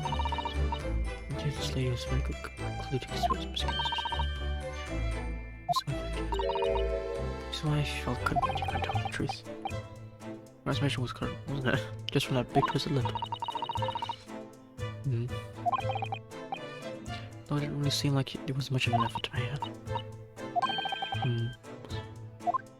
Just a true character.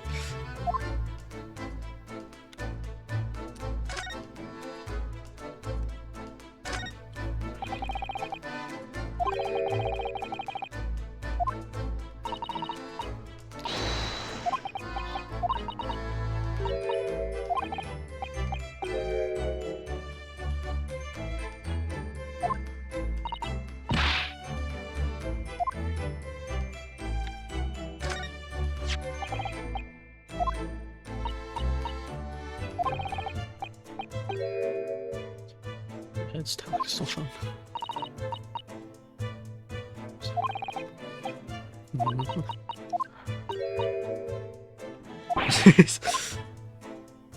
Oh boy.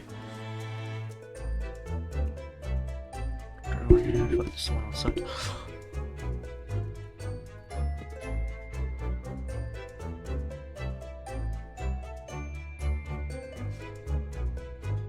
No, there was not.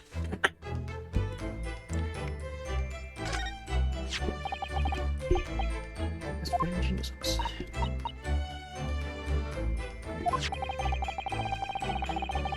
The band is headed precisely where the Van Zeeks are at, yes. I picked up the code on the floor.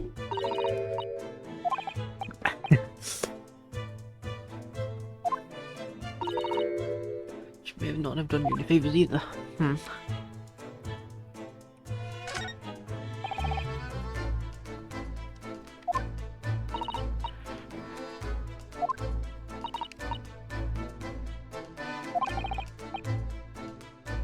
This shifts through us off. Feels though it ruined his image. Imagine if it was Mr. Sholmes. How would you feel if you, instead of that old bright pipe that's always in his hand, Mr. Sholmes had a bag of chips? at this point, if I'm honest. Exactly. So, just who does it belong to? No, if it's the type of it's of the type issued to members of the police force and judiciary. Because his own gun was found on this person.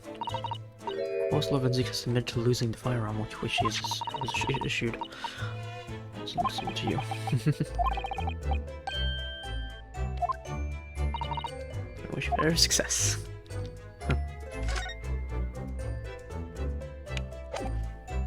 Oh, I don't know where to go.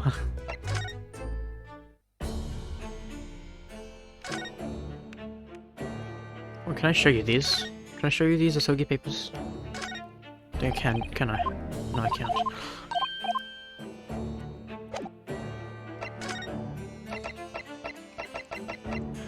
Okay, I'm just gonna go top to bottom. Hoping something comes up.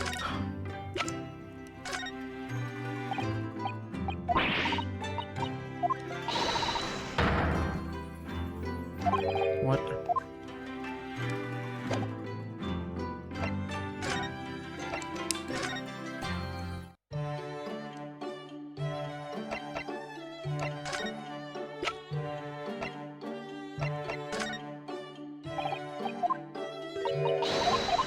Objection!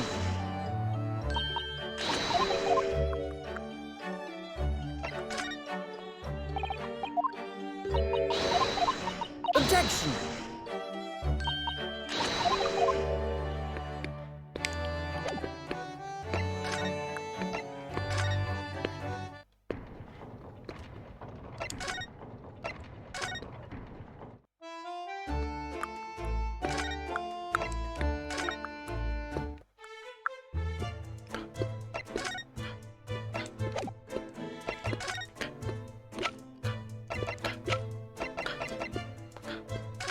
Did I show him this already? I think I did. Yeah.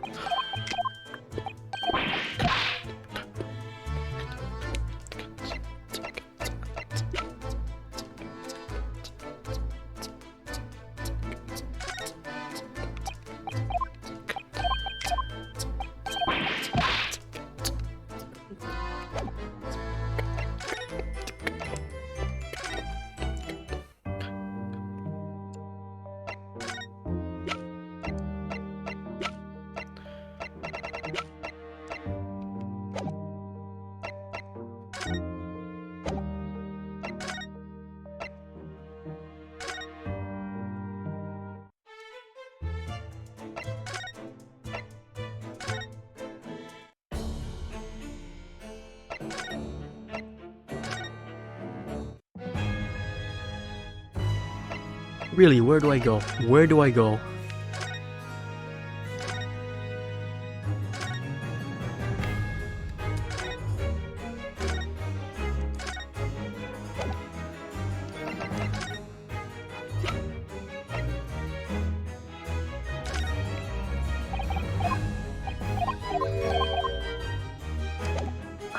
Where do I go? I literally exhausted every single thing.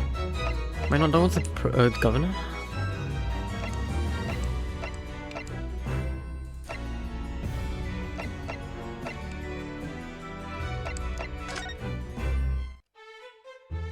Is something I should be showing him?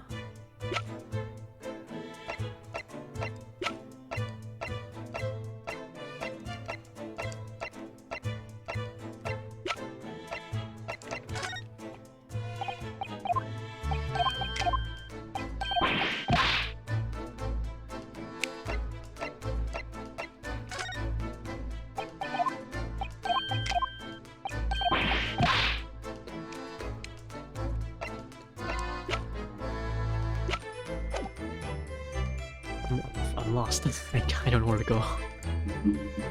Oh no.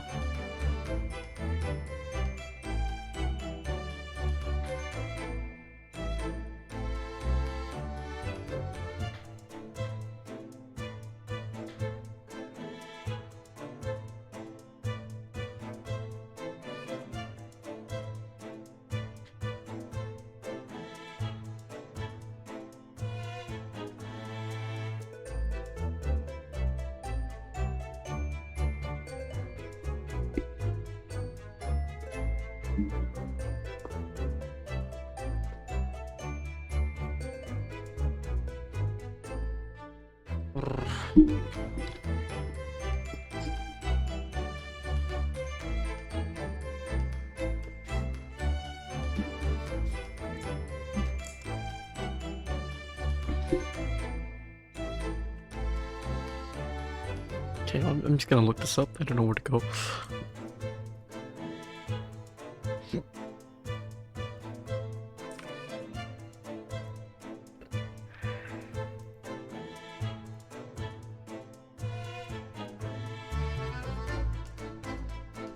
Oh god, which... we're on case 9.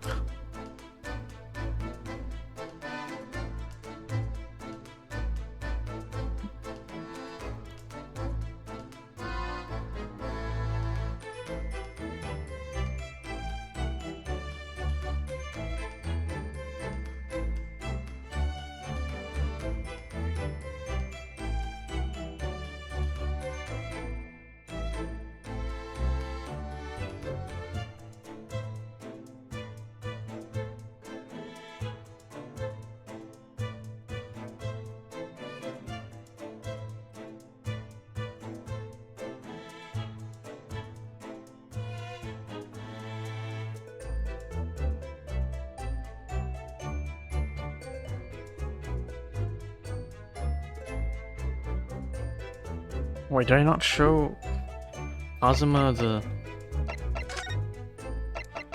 I swear I did. I did not show the Kazuma the autopsy. I swear I did. Guess I didn't. Alright then. In the trial, then, is this something we'll do or something? Right, no time of death was recorded on Inspector Gregson's autopsy report. Yes, there were some unexpected turns in the courtroom by then. Suggestion you came up with certainly took everyone by surprise. The idea that the victim died the previous day at some other location is quite something. Considering when the cargo watch had been stopped and the scorch marks on the cattle, it's only a distinct possibility. And the evidence and the scene both point to it. To be honest, it bothered me too, so I paid a visit to the autopsy room earlier. Coroner was supposed to wasn't there, but I got a name. It's Dr. Gory. Yeah, it's right on the autopsy report, man. I'd very much like to speak with Coroner too. Of course, last thing I want is for anything to be airbrushed under the carpet. The only else autopsy laboratory is behind Lugate Cemetery. We know this! We should know this!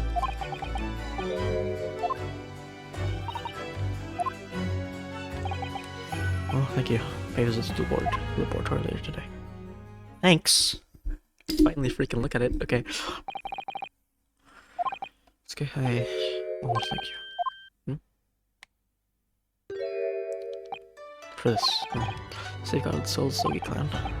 It is famous soul that's been in your family for generations. My only slight regret is that I've never got the chance to draw up what I've returned it to you. Crown was said to have been forged by a master swordsmith during the Signal Group Warring States period.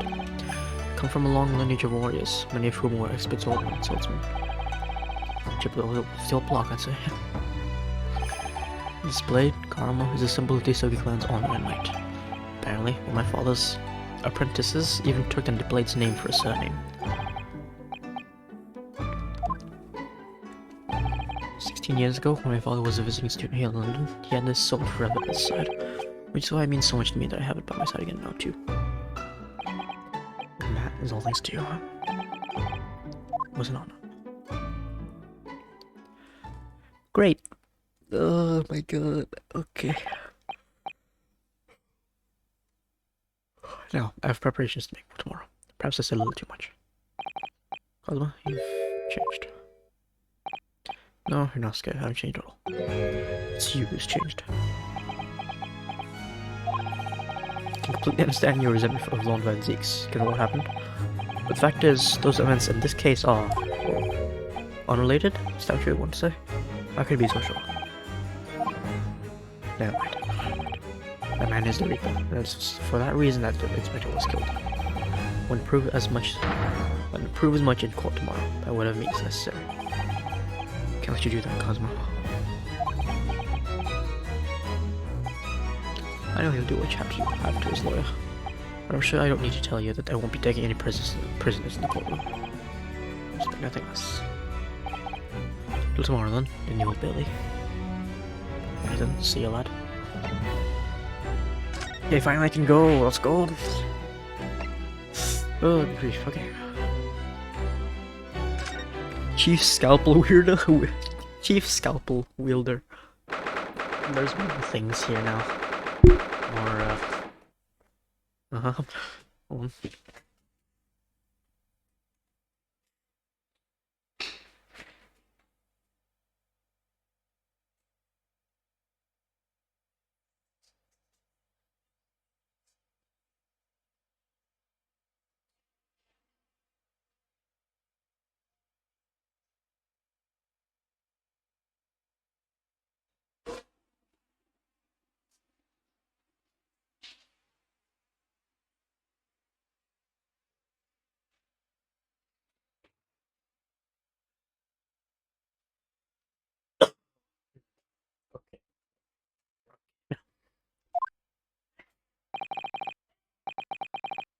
This really is creepy, isn't it? Well, being a dead room, it's probably full of the spirits of this I've dissected. But actually, there's a rather pleasing scent of roses in the air. Well, being a dead room, the coroner probably needs a bold scent like that to mask the odor of death. Do you think we could change the subject?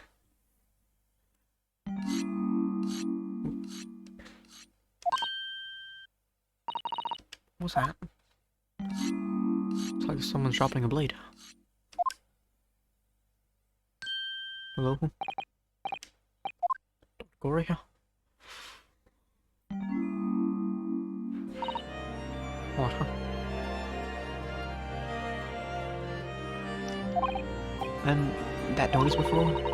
I was shopping like I was shopping like this. It'd me if I didn't keep a perfectly keen edge on. Right. I'm following the collagen fibers and dermis and expertly sharpen the scalp.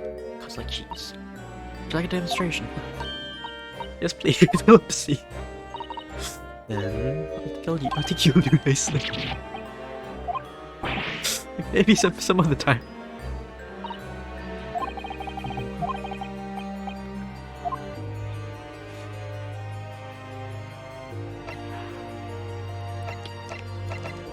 Okay, can I look at your office?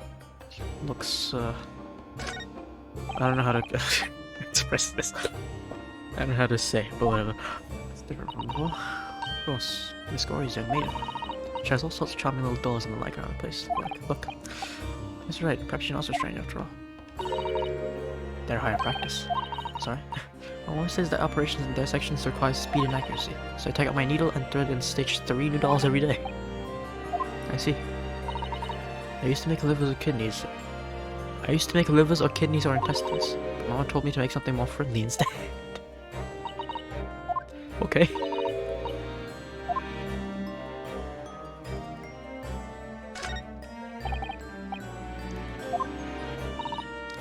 So highly toxic.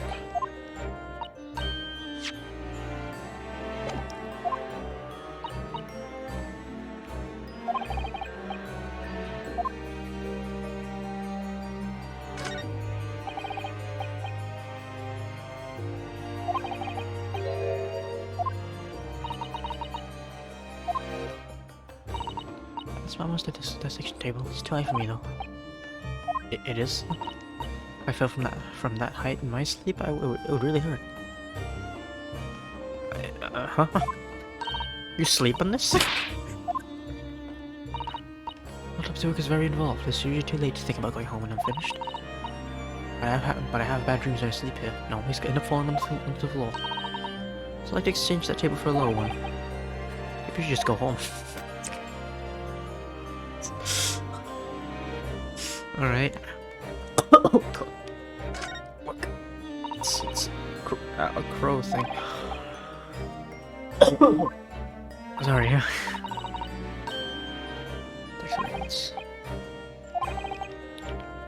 Did you sleep with your eyes open? What's wrong with taxidermy? I've said this before. Why? What's wrong with it?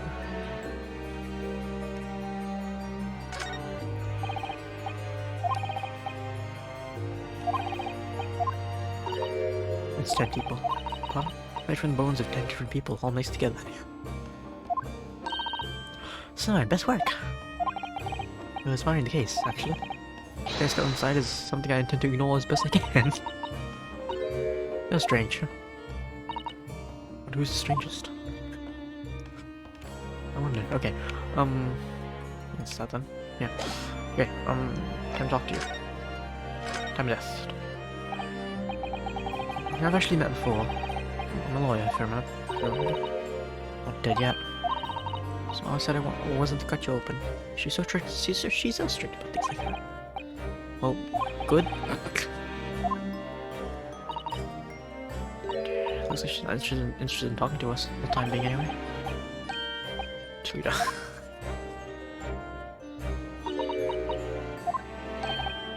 Sorry, but I wasn't planning on dying anytime soon.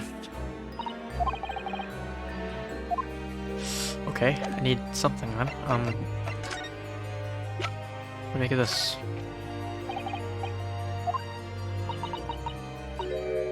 Forget you're responsible for putting my mom in jail. Why should I help you?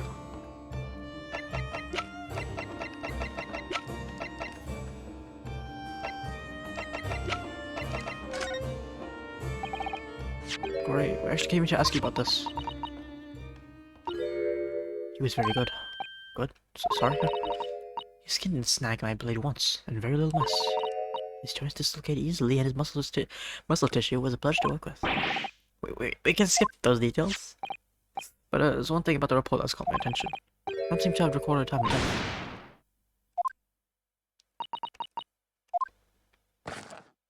Oh god. It's not my fault. Hello? What happened? What happened? So, why doesn't this autopsy report include the victim's time of death then? It's really the most crucial detail. I was told not to write it. Who? Mel Strongheart, Lord Chief Justice. Okay, why time of death of all things? Why? He said that from the witness statements about the gunshot. And the other evidence, it was obvious. And clearly died at 5 PM, 1st November, when the gunshot was heard. There's something more to that. No. Piss off, you. From the report, didn't write anything. Was there some reason you didn't include it? Don't worry. If you're hiding something under Lord Strongheart's instructions, and sooner or later you're going to go the same way as your mother. Give here then. Going to me. Okay, I see. And actually write the actual report. Actual thing. What does it say? Indeterminate. Well.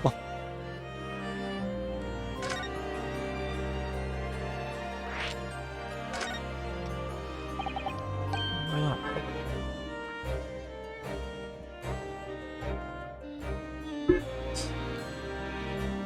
Sorry.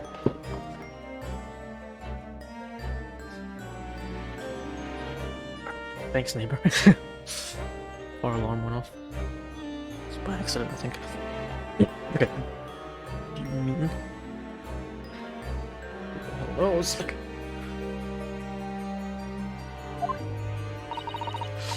Specimen was brought in, it was still fresh. So time of death could easily have coincided with when the gunshot was heard.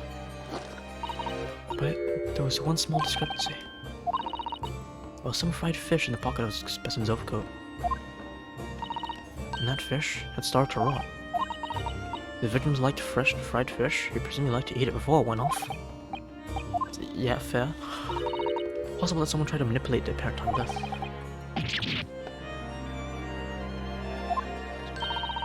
Theoretically, if you were to chill the body in ice, you could delay the onset of putrefaction. And if the overcoat wasn't on the body at the time, then only the fish would have started to rot. Today's science is not yet possible to determine if the body was chilled or not. Jeffrey's corpse, it seems.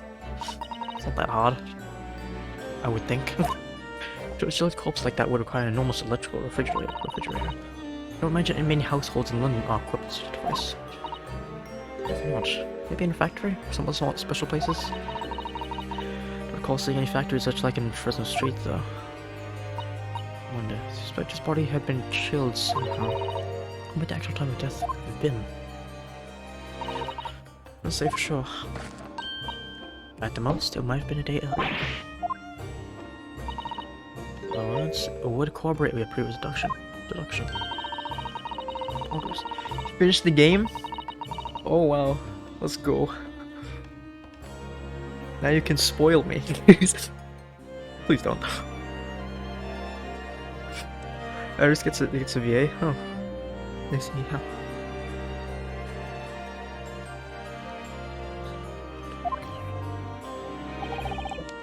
Foremost from the specifically. It be said that there were no electrical refrigerators of that size in the vicinity. Okay. One other thing, something the governor of Barclay Prison told us. Said that your mother, Dr. Sith, was responsible for confirming the death of the professor after his execution. Can I look at this? Oh, evidence suggests.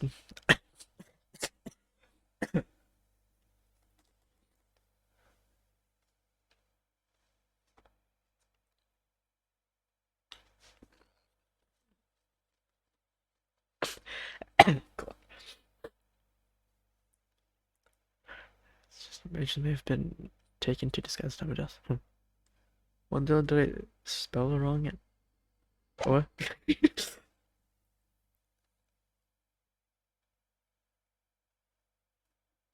Hmm.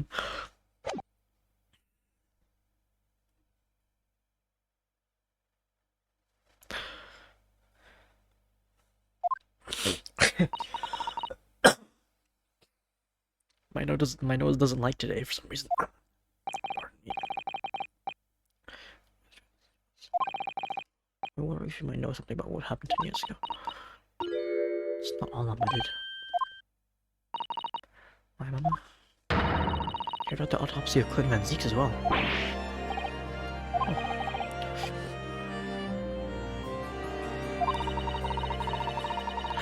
The idea of carrying out an autopsy on a member of the aristocracy was completely unthinkable back then. The detective in charge of the investigation insisted, and it was miraculously authorized. Those would be Inspector Chronicles, yes.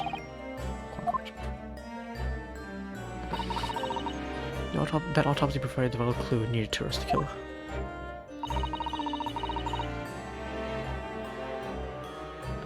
Mama was there for that horror account.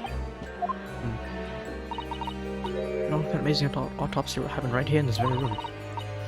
Professor and Clem Van Zeeks. They both spent their final moments before their burial on that dissection table there. This lab, Mama's lab, was instrumental in some of the most was instrumental in some of the country's most important events. God, I'm stupid. What if you tell us more about exactly what happened back then?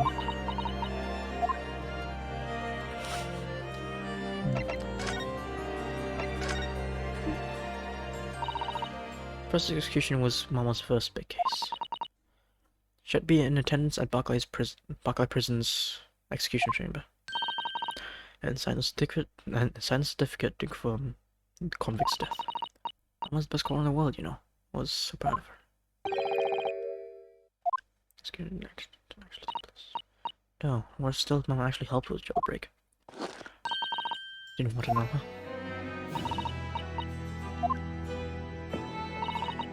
Believe it or not, but I wonder if I'm starting down the same path as her.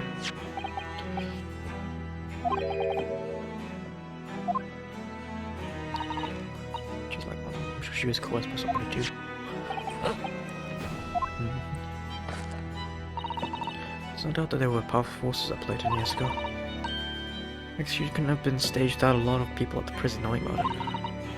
Obviously, the prison governor must have been in on it as well. Big man with the little hot puffs. What told us? He was struck by the chief warder. He says he knew nothing about it.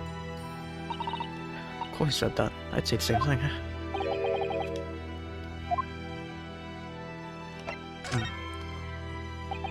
We mentioned the autopsy of Clint Van Zeeks. Was there a time when carrying autopsies of murder victims was very unusual. Similar practice is observed in our country even now. It turned out that he was the professor's final victim, and when the autopsy was performed, Emma was present, although only as a secondary assistant. Personally, the procedure was called Dr. John H. Wilson. That's right.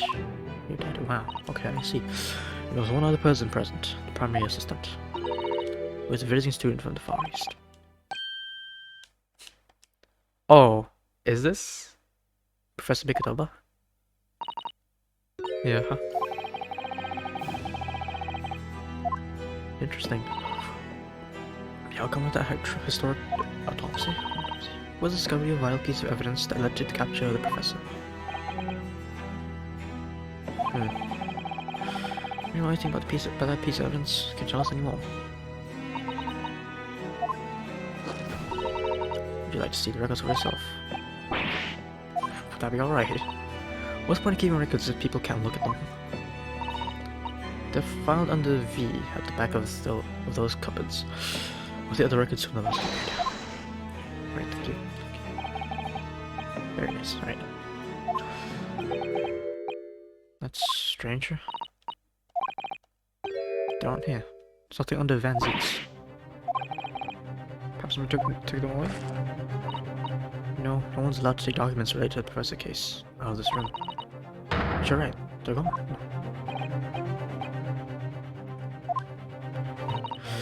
No.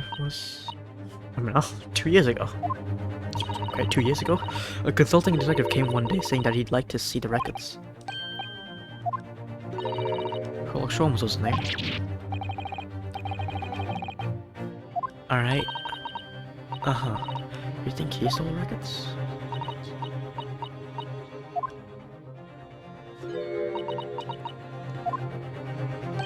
Did he come back home with something? Do you remember? It was 2 years ago, to be fair.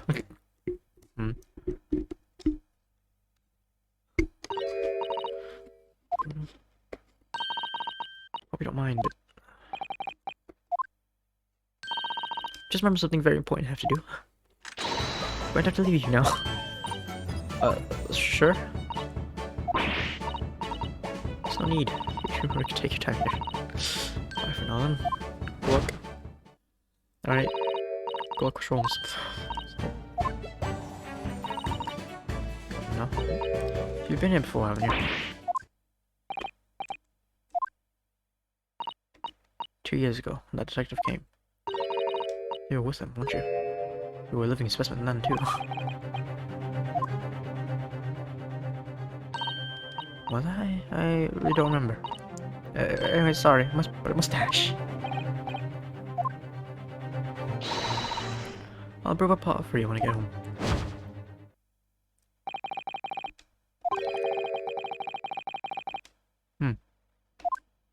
Totally not suspicious at all. Totally. In that case, I won't keep you going long either. So glad I wasn't having any visitors. That was really fun. Next time you come, I prefer it if you are ready for dissection. Make any promises, sorry.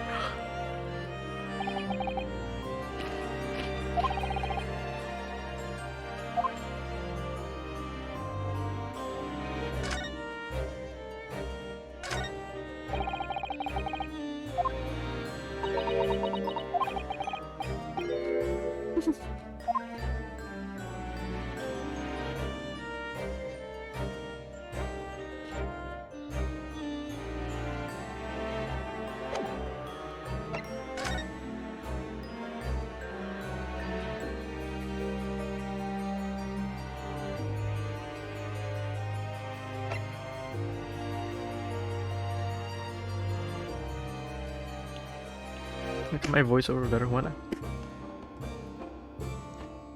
You should watch that to investigate everything. Homework. Hey, I did save all the bullets. Well, at least I tried. I'm pretty sure I saved everything. So you can watch whenever you want.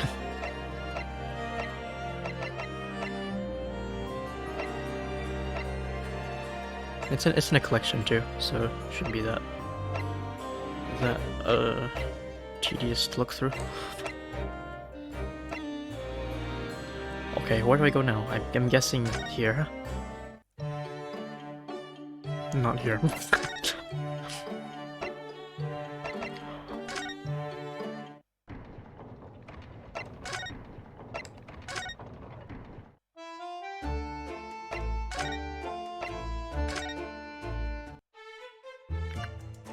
Oh, even he's not here.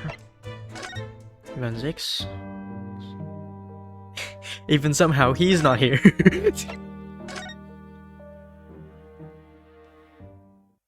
Oh, here. Okay. Who's here? What? Why is there a box now? She's nowhere to be seen. Where is she? Has been blissfully quiet. Especially be back for too long, shall we? Actually, there's something different about this room. Let's use this time to investigate more thoroughly. Yes, please. There's a big old box somehow here. Oh, that's here for some reason. Not for some reason. It's made of metal. Very happy. Wonder who it belongs. Can we open it? Yeah, it's locked. Probably not. TG. Tobias Gregson. Oi, what do you think you're doing? Hi, Gina. It's my trunk, that is. Hands off.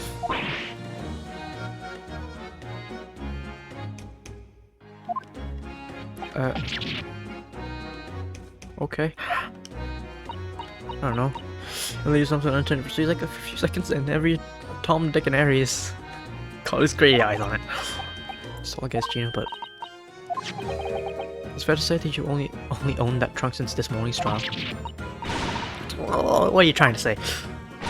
Come on, this trunk goes me everywhere, it always has. We fitted last year. Oh.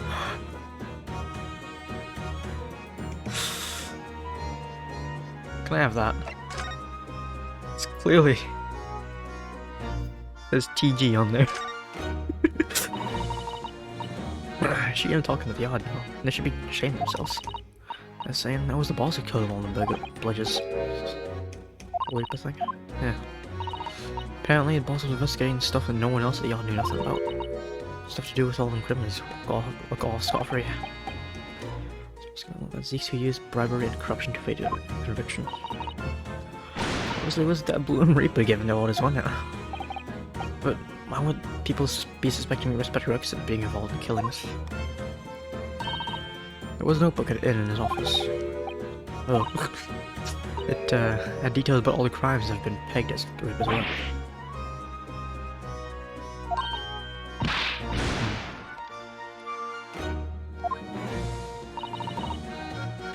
I want to flame and let me. So I'm just an apprentice, just cause I'm just an apprentice, apparently. It was me who found it. It was my boss. Yeah. It's pretty miserable about it, so sneak a pick out what it said anyway. Nice.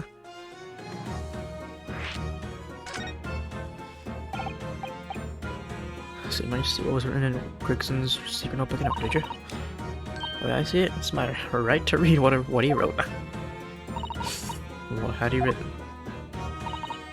Dates, times, places, names, all long list of them.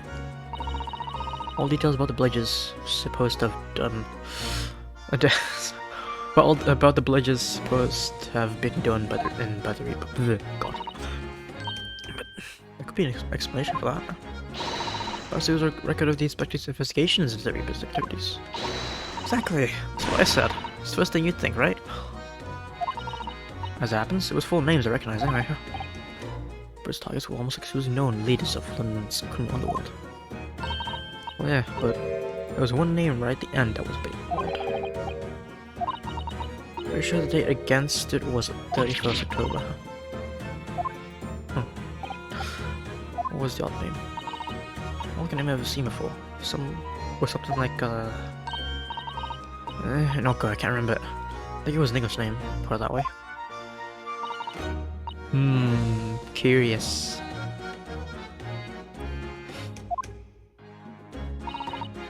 There's something else too. I don't know if it matters, but the same name kept coming up over and over. Shit, of course, yeah. It was. I suppose it means anything, but...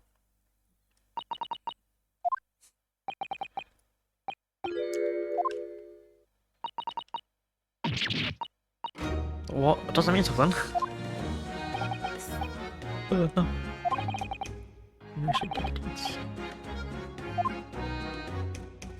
So he knows. He at least knew. Let's see for a while, probably. You know. Of course not. I've been busy, ain't I? Investigating on that. Lads, they are trying to trace the boss's movements the day before it happened. Yeah. Only the boss didn't go, did he? He found some cow what was pretending to be him in jail though.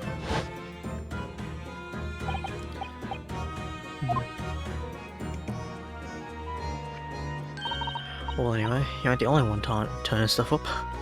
Got my own ways of getting results. Hey, me and Partner to get together. There's nothing we can't track down.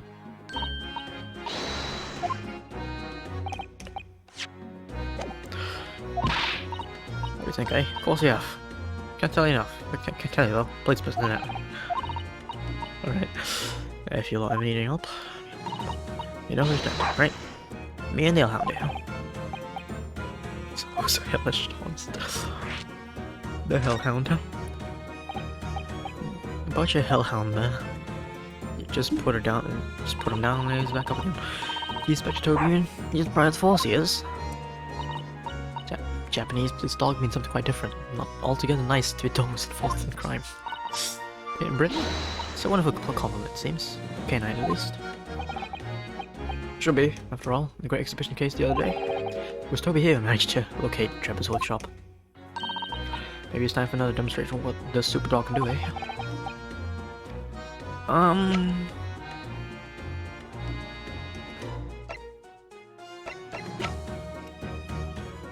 I wanna go... Wait.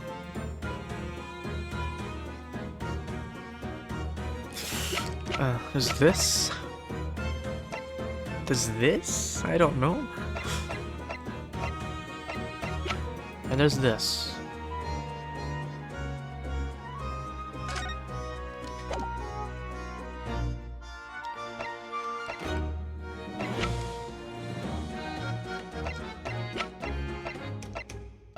What should I go with first?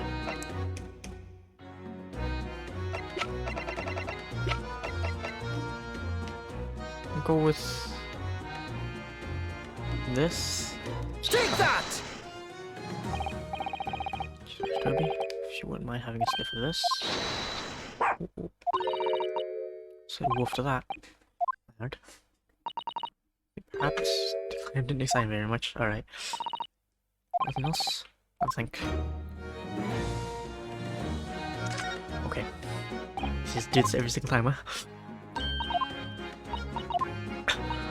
Wait, what we're doing? So here's something the Chief Inspector could catch some stuff. Wait. Oh, and trace Inspector Grex's movements. I guess this. I'm stupid. Okay.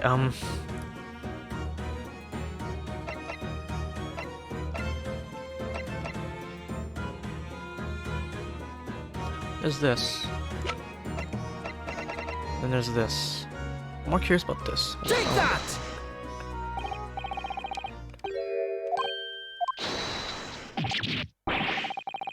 Too keen, don't you think? Oh, okay.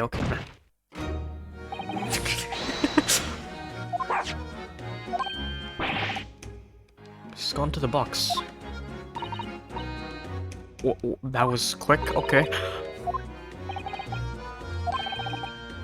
Must belong to him.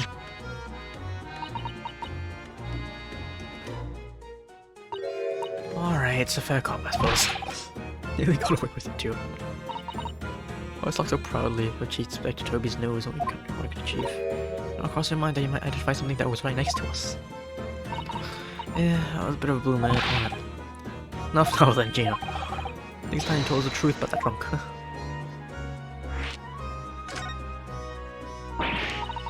It won't like that. It just won't.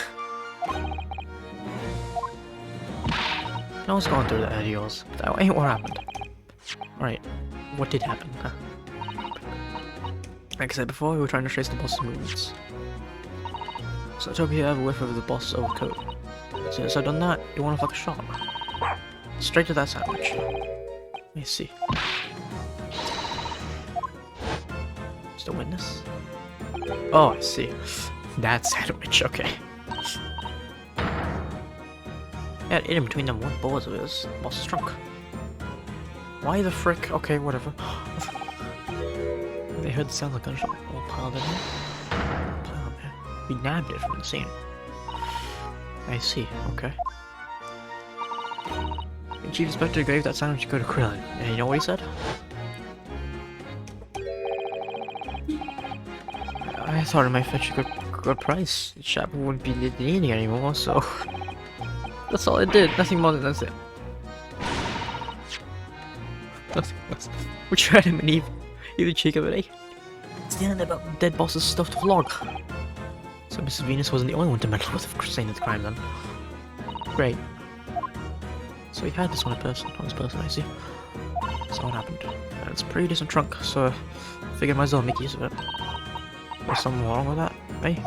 Well, let me just try to find the answer to that question together. What's inside it then? Do you know what's inside? Perhaps that trunk should be turned over to the police, don't you? What are you on about? I am the police! Gina, if you wouldn't mind, could you maybe examine it? Yeah, alright then. Do what you want with it.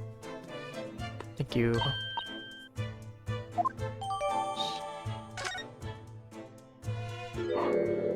Oh. Toby?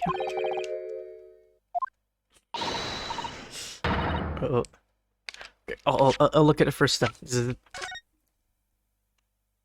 A scratch mark here. It's blood here.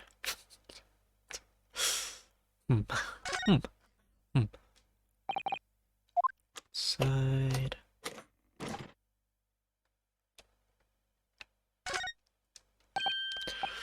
Something inside. Must be a passport authorizing him to travel overseas. Well, yeah. Come on, it's not that hard to figure out. Wait. Oh, one day before the incident? Oh boy, okay. Traveled to France the day before his body was discovered. Thought it was a month later. Okay then. Never mind. Just stopping time just to investigate this. Before I get brutally murdered by a dog. Not much other stuff here, but there's this. This huge gash across. It's going right through the leather and into the metal behind. Damaged. I made the gash must start the side of the trunk with crucible force. So yeah, nothing. Okay. There's blood here, huh? Log stain, I think. It's blood. This was present at the scene when Inspector Rexon was killed. It's possible conclusion, yes. I think she needs to be carrying this around with her.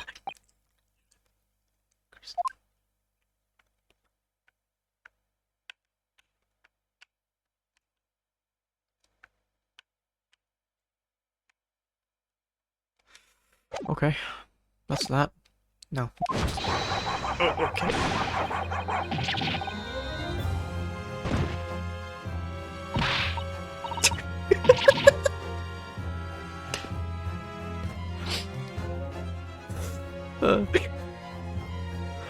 What are you doing? Hold this face off. Oh god.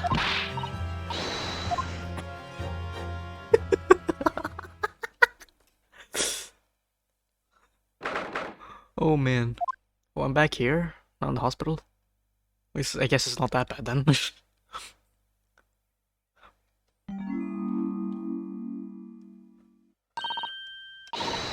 Alright.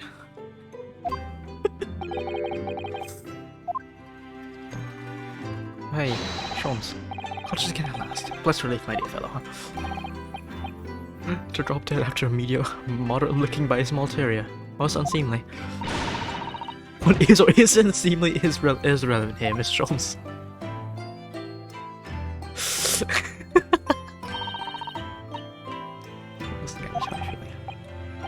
Here, bring it back here. Got a bandage in my head. Slightly had no ice. Let's compress of sugar water. Sugar water. Don't worry, Miss Ronaldo. It's first aid treatment that my father taught me. I see.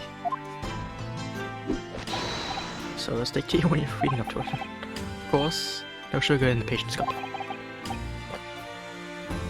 Leave him off, don't worry.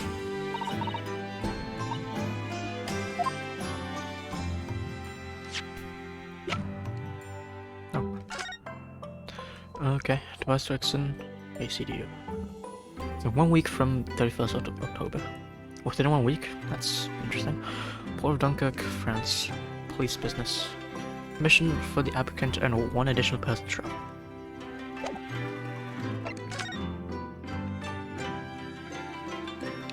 Yes, yeah.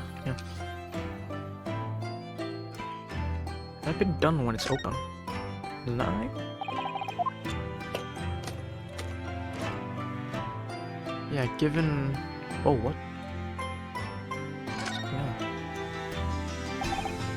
Yeah. Didn't see that. On the side of the trunk here, squinting. So tightly, can't move it. Look at yourself, leave it out. Okay.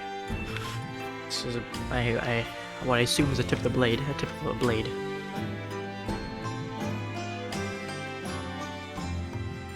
And the rest of it cut apart here.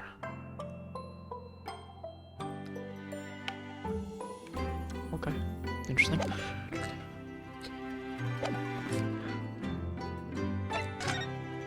I'll talk to you later. To show him later. Oh, okay, never mind. I'll talk to you now.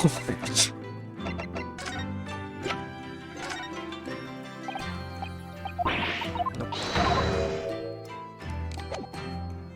Wait. I don't know. I think I already did this, but yeah, I did already.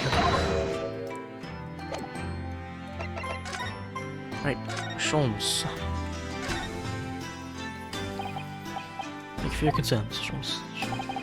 Yeah, I'll take nothing of it. Take nothing of it. I must say I was quite startled. I know that you've been attacked by a dog. For a moment, I feared that infamous murderer of so many had come back from the dead. Right, his murder weapon was a dog. Fortunately, I see your prize throw is unscathed.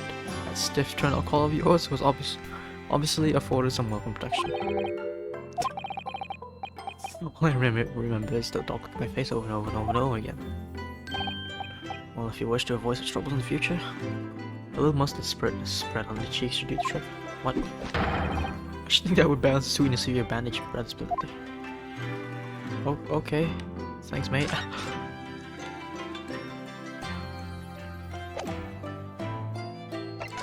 I have nothing else to do, so I'm just gonna leave them. Go back here. Nothing here. Alright. Where do I go now? God heck. Freaking. Nothing here.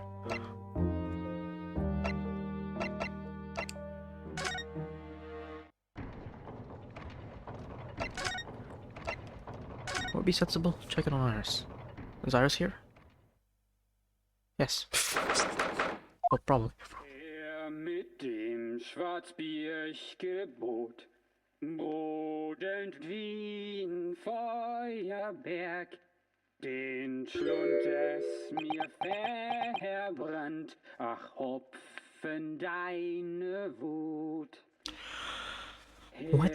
Mit dem Knacker ich befahl, hat wir What on earth is going on? I'm having a bad dream. Ah, no, it's an old German folk. Oh, there's fine rendition, I think. At least to my concerns. Why is your father here, Susato?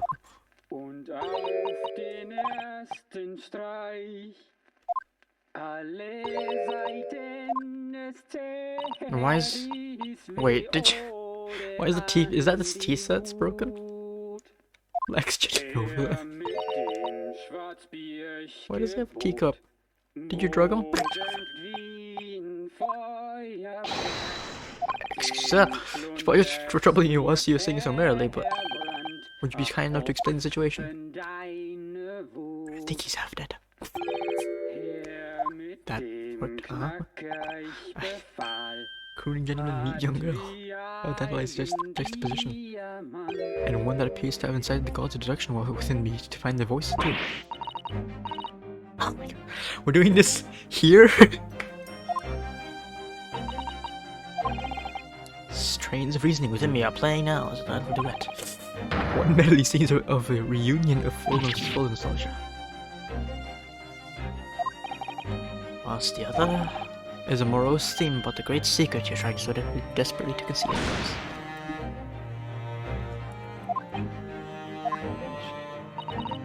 So it's true. It's very hard in the matter.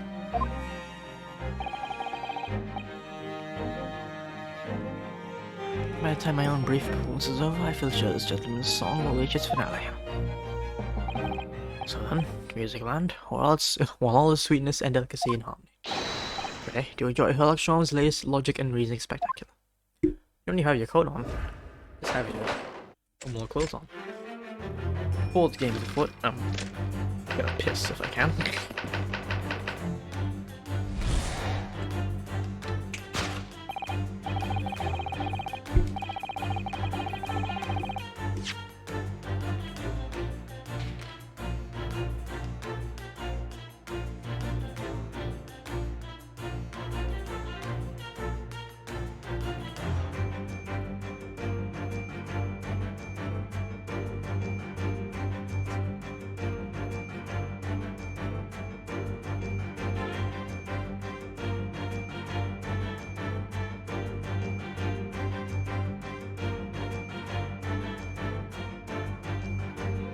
Here's the second one.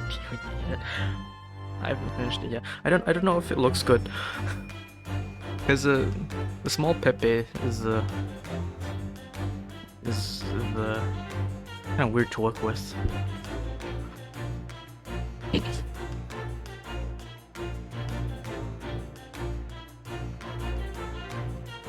might change it to another one, or else I'll have to like, draw more of the body. It shouldn't be that hard, but I don't want to do it. Tell us the toilet. Oh, yeah, that too, yeah.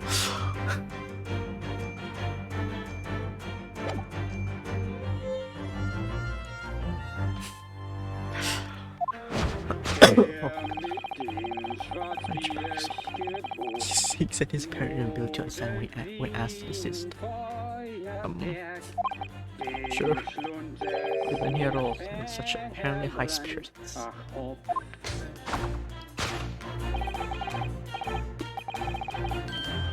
Answer, of course, is clear down to you.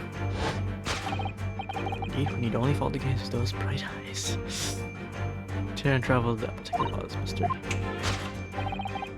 And it's mildly irritating while pulling as a rule by the herbal tea. What was the offer Richmond guessed a couple of your latest herbal blend? Cheese delectable flavors made man's spirit soar, resulting in this joyful day tumbling incessantly from his lips. I eagerly await sampling the flavor myself, that I may join the fellow in his state of relationship. Okay. Who exactly is this gentleman availing himself so thoroughly of the settee?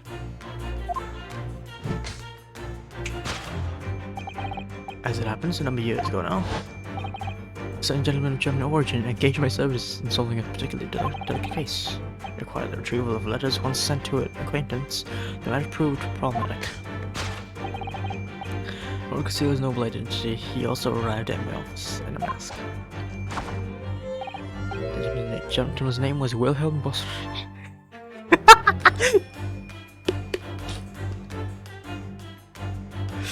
Wilhelm Kostrich Sigismund von Ormstein. Yes, the child that show up like last episode, game wise. Sure. King of Germany. serves, the mask worn by the gentleman is identical. Leaving no question, the mask belongs to the King of Germany. It would appear that His Majesty remembers the fine service I have afforded him, and has decided to show his face again, mask and all, in order to express his gratitude. What man in Warlock indeed? Would you agree, my dear fellow? The carriage does. So the identity of this mask visitor is in fact my former client, the King of Germany. Indeed, his son. I was currently in London as well, enjoying the wonders of the great exhibition. Alright.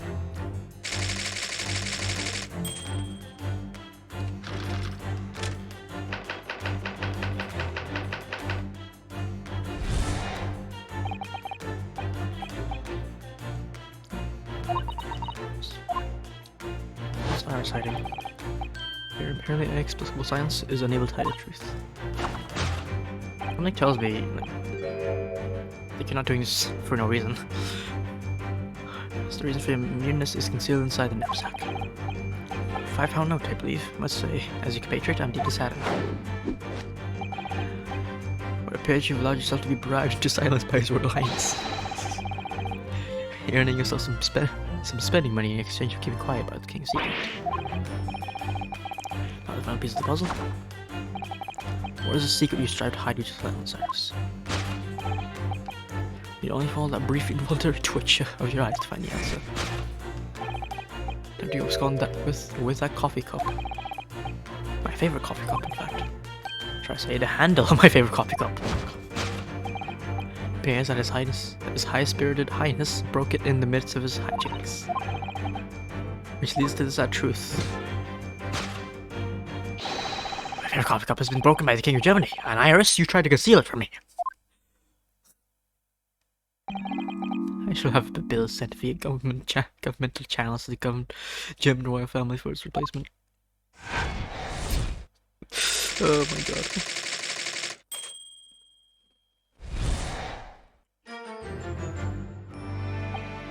This concludes Sherlock Holmes' great deduction of this painful puzzle.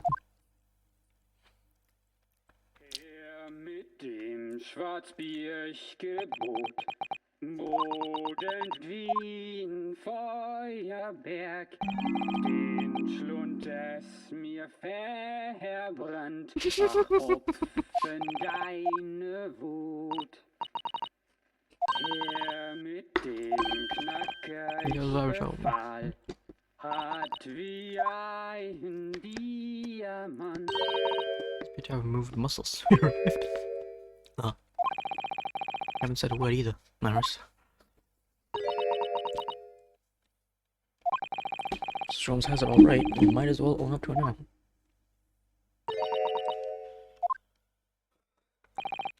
Reasoning is entirely without substance, I must admit. And one other thing, Mr. Holmes. I actually read the story of that case recently, the one you were just describing. According to that, at least, it wasn't the King of Germany, it was King of Bohemia. Goodness, was it? Yes, it's quite true. Master Gods, the Prince, testified to that in court. In his words, I come to see the great exhibition all the way from my home in Bohemia. I'll ask you to keep that minor error to yourselves. It could easily become quite a scandal. Believe Mr. Nodal? That it's our turn to make corrections to a number of minor errors that may have slipped in. It's a short switch that he might slightly wider than this time.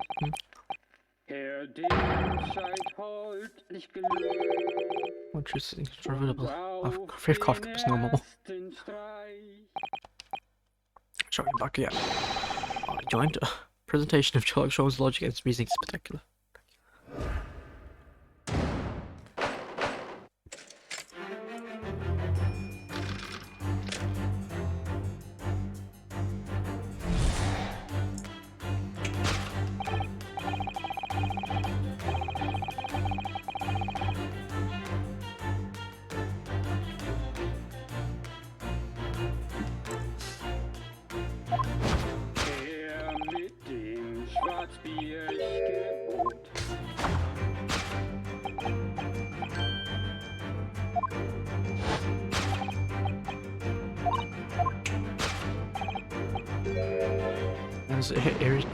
Irritating wobbling.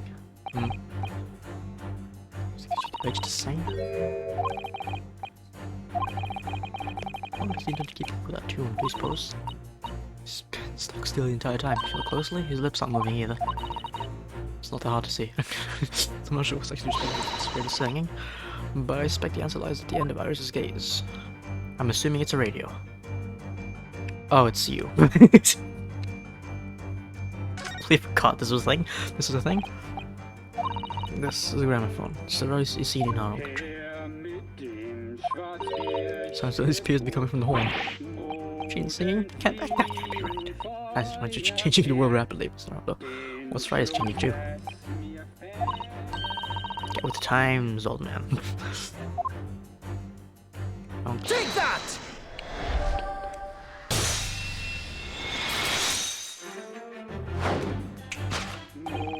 Reason and irritating wobbling is revealed by the gramophone.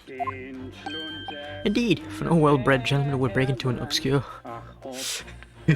folk song when making a social call. In other words, the gentleman isn't singing at all. In fact, it appears that the fellow is unconscious. Why is that playing? Okay. He seems that stops now. Ask you, Mr. Naruto. Yes. I would have purchased according to that gibberish. What should I know? Well, never mind. On with the deduction. Who exactly is this gentleman? Okay.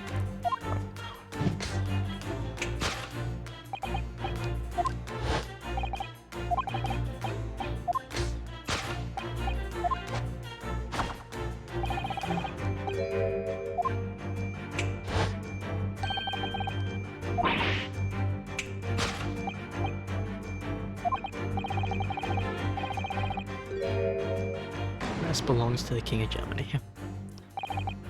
We've already established that it was actually King of Bohemia. He's obsessed with his Germany theory for some reason. I was thinking of it, the young prince was wearing a mask, wasn't he? So it's the boy whom he had in teeth? Don't mind me, or anyone else. Was all members of the aristocracy of mainland Europe wear masks? Sure they do. Well, probably. Anyway, point is, that mask doesn't belong to any king. As we well know, because we can identify the children of this mask. I suppose it's you. Take that!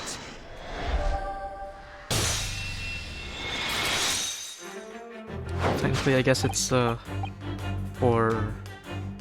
Van Zeeks, but whatever. Or whoever amassed to him. It's blindly unreliable. My memory is blindly unreliable. Well, you could try and make that sound positive. Cosmo's mask has been languishing on his middle chest for several days. That doesn't explain why the gentleman's wearing it now. But it's now a simple matter to determine our guest's tragedy. After all, the gentleman is unconscious. We need only excuse ourselves in advance, gently lift the mask and paper behind it. Oh my god, no way. It's Professor Mikatoba. Oh my god. Who would have thunk it? No, I think not. And it would appear our logic and reasoning has once again revealed the truth. This mysterious visitor is my unconscious father, Eugene Mikatoba. I was expecting her to take that to stage, but hey, that's nice. Logic and reasoning, we're just looking insane.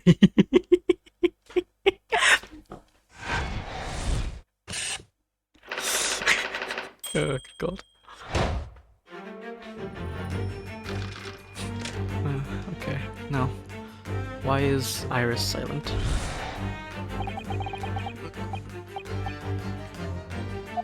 Did she consume something? That's what I'm assuming.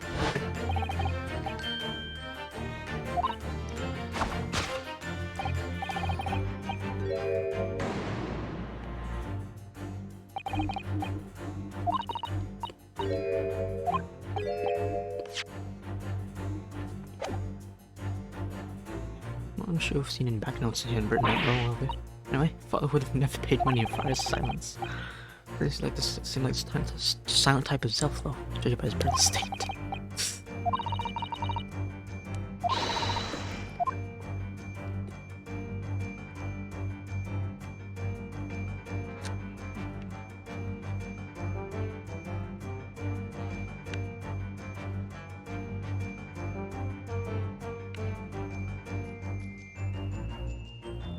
Can't even look at much of anything. There's just this. There's just this. I would have expected anything else. Oh, Persian slipper. Why can I look at that? Go look at this. What? There's someone down the mental piece. Maybe it wasn't. Was Iris keep her 11s? Is that in there? Some Japanese code of slipper. And words for wouldn't get offended. It's because. Alright, well. Here's to this, I guess. Just pulled on, doesn't it? And it buys Iris' father. Really? Just kept locked at all times. She never wants to show me inside. Look at it now. Catch it. Oh, I didn't. I'm stupid. Picture's unlocked for once. So it is. I don't know. Very.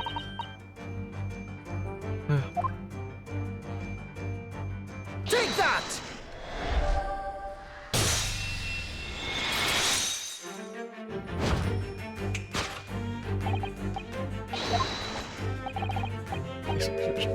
Inspection, there's something different about the chest's appearance. It's kept locked at all times, yet now the catch is open. Evidently, this has something to do with your refusal to speak, Iris. A simple enough matter to decide you to speak, sure? We need to open this chest. Oh. Here we go. Okay.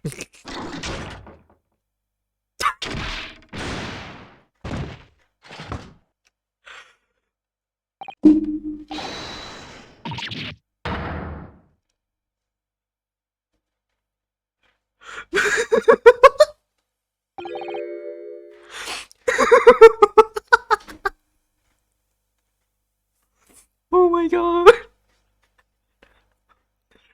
Oh my god. It's got freaking punched by a chest. Up to the ceiling on the couch. Onto the couch. He's freaking dead, dude. Don't not open it. Is it your voice, Iris? Hey, hi Skylar. Will we feel better now? Sort of. I don't know. I still feel a little feverish, but headache has subsided a tad bit. So yes, I guess that's good. And again, fevers aren't anything too special for me. As it happens like many times before, and it's fine. So now there's something different to the usual dance abduction performed from Stroms in there. Well, yeah, I'm alone now. Yeah, thank you. I'll be fine. Melody, baby girl, I just saw your follow. Thank you.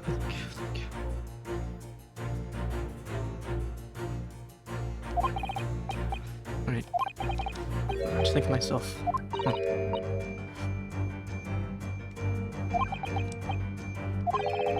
This man needs to point his finger first and think later. Yes. If we learned anything from Phoenix Wright. We better examine Iris more closely and try to rescue the situation though. But okay. There's a key there. Hello?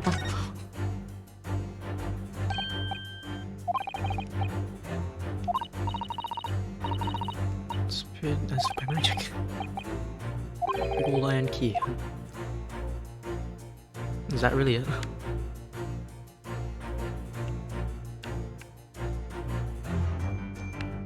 Guessing it is. Take that! Why do you have a key?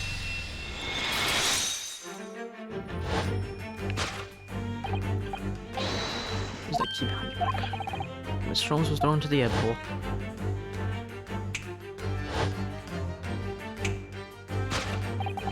Just before you called out, try to stop him, you slip something out of your mouth. That something is the key now in your hand.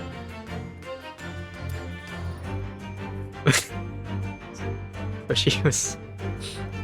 That was in her mouth. Okay, fair. I mean...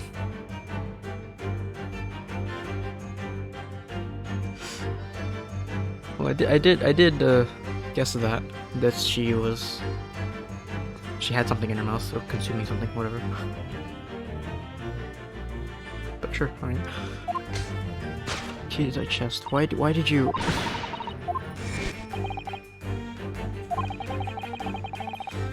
Administration, you can well imagine what happened to you. Professor McDowell also opened that middle chest, only to be punched into the air. And land sprawled on the settee. Teacup in hand for some reason. Started skull off and a cup of tea. Oh well. Why would he be wearing Cosmo's as a mask? Those curious details can take only one explanation. Oh yeah, an unbelievable milk of the place in this room. Is that right, Alex? Try to cover it up, I assume.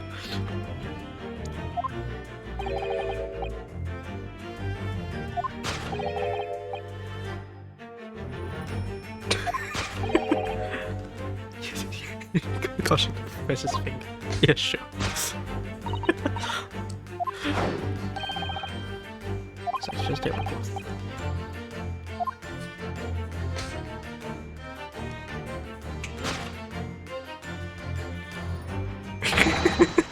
Would you expect anything less? Alright, happened exactly as you said. Brilliant. I'll conclude you're not getting a Hodo's great direction in this punchy puzzle. Nice. Why did I make a fresh? Why don't I make a fresh pot tea for us all? Aren't all the tea? Objection! Oh, he's here now. Admirable performance. But in the final act of the show, you rather missed everything of importance. Oh, guess I'm back to my own introduction. It's clear you're hiding a great secret.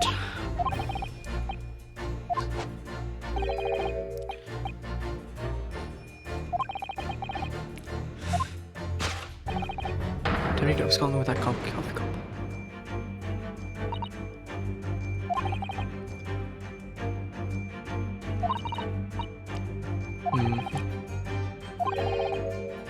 Also, wait, if he opened it, if Professor Mikatoba opened it while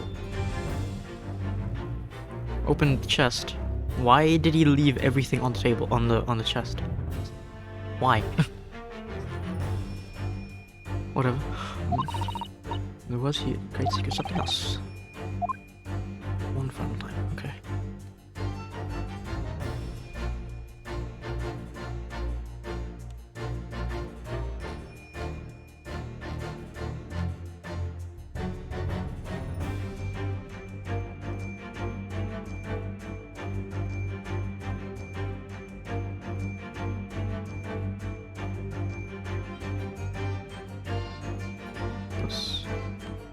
Important.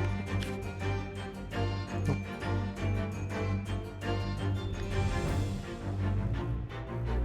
Was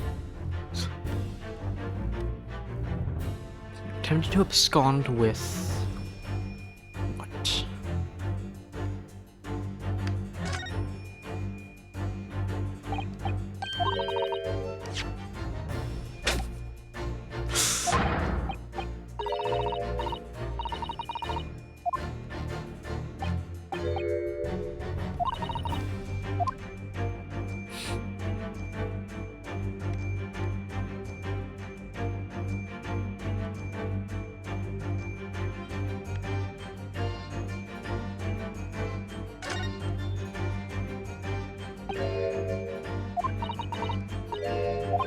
Just the handle. So it was held into the air, along with Professor Mikatoba. Only had been this cup that I caught is on his finger before it hit the floor. I was trying to hide his clean out this handle.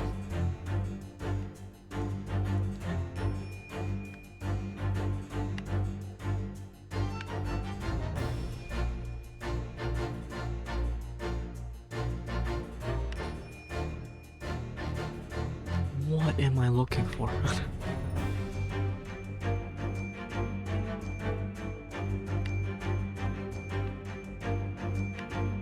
There's nothing else here. Okay, wait. Oh, what the f- Didn't see that! I'm stupid. Let me prisoner bag. Hello?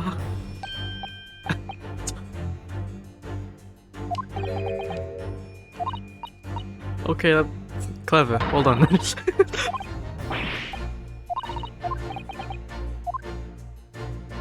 Take that!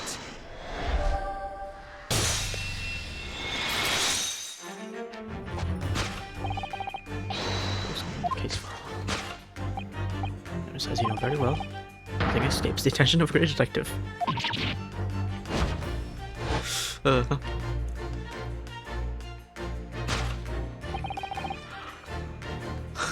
Visit Scotland Yard's autopsy laboratory earlier today. Dr. Gorey informed us that the autopsy report of Clint Van Zeeks had gone missing. Clint Van Zeeks. You seem to recall. Some years ago I asked to see the report in question. You're with me, won't you, Iris?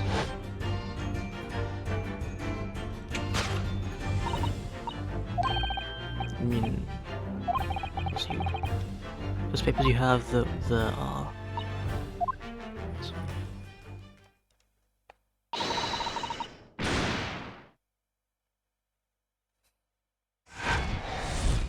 see.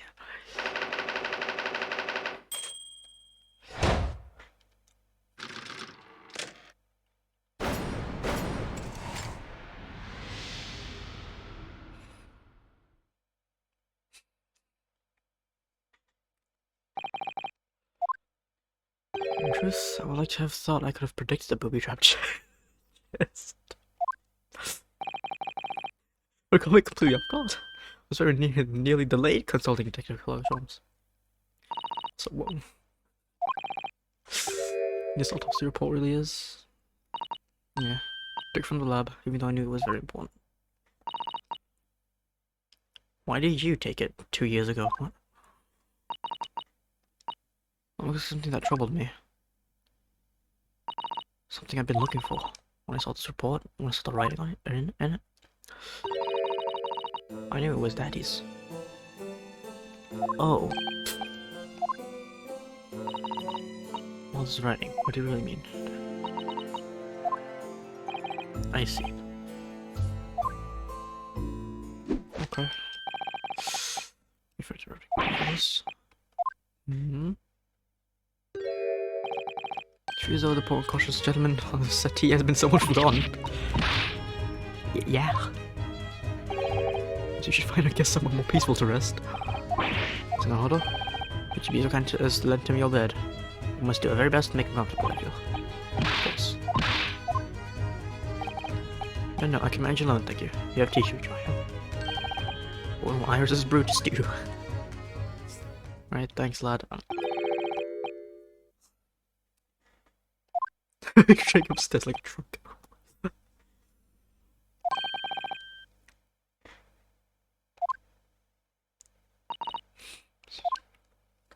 Right. What's going on here now, huh? So you tell us about it, Iris? Which father? I told you before, didn't I? Oh. That he used to be Haley's partner? Yes, and that notes about all the cases they solved together. And that notes about all the cases they solved together are kept inside that little chest. That's right. Haley told me, you see? He said that Daddy's somewhere far away now, so he can't meet. Then, when I secretly unlocked the chest and read through the papers inside, I saw it build up a picture in my head of what Daddy must be like.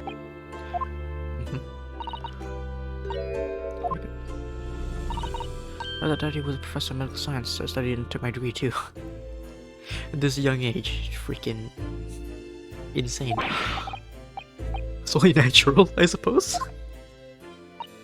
I respect not quite like any other girl of your age, though.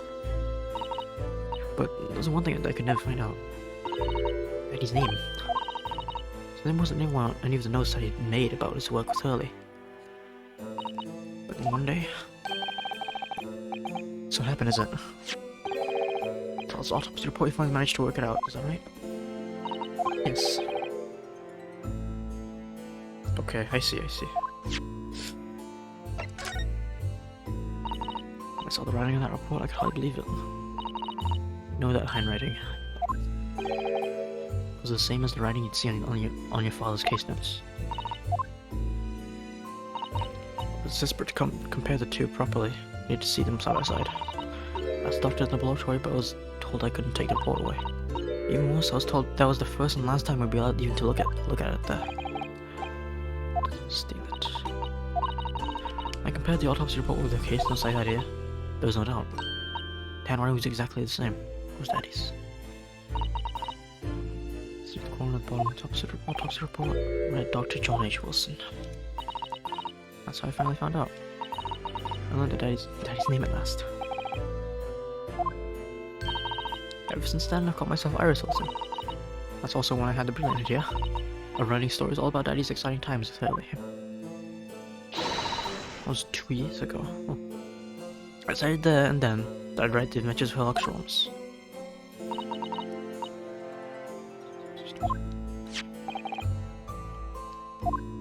Interesting, okay. We gotta return it now. Do we? What is ours? This is really all my fault. I promise, you see, that until the time was right, I'd keep details about your father a secret. Take the autopsy report back to Dr. Gorey and apologize, I promise. Yes, we'll go together, I think. Then, let me look after it for you until we get there. Oh, sorry. I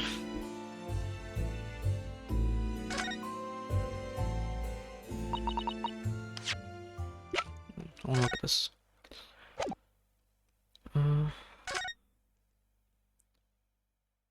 31st May between 9 PM and midnight. John H. Wilson. Death from a single stab wound to the heart. Other superficial external wounds indicative of a duel. Recent scarlet ink stains visible on the little and ring fingers of the right hand, but no document in corresponding ink was found.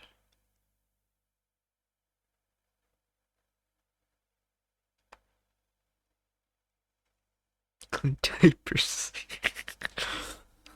Autopsy findings. Vital evidence recovered from the victim's stomach during autopsy. Credit to Inspector Exon petitioning so doggedly for the autopsy procedure. No internal trauma noted anyone on the body.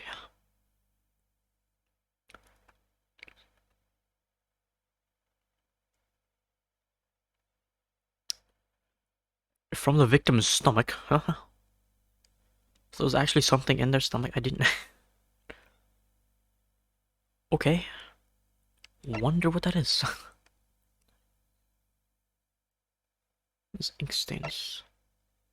And how would that thing inside the stomach would reveal the killer is Genshin?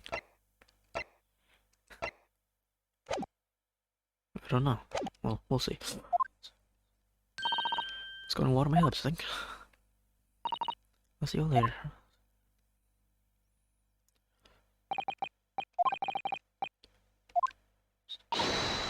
Oh.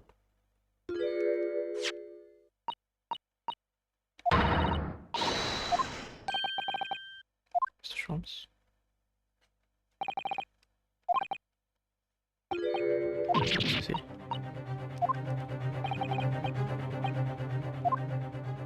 What happened? What's this? Yes? Isn't Dr. Wilson's at all. Huh? Guys, I know this writing very well. This writing is my father's.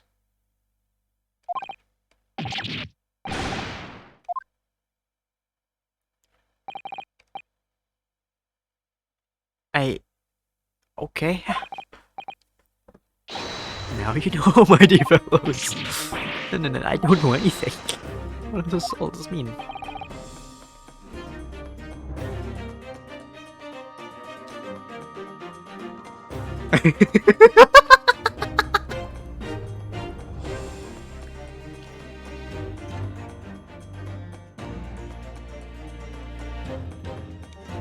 Oh no.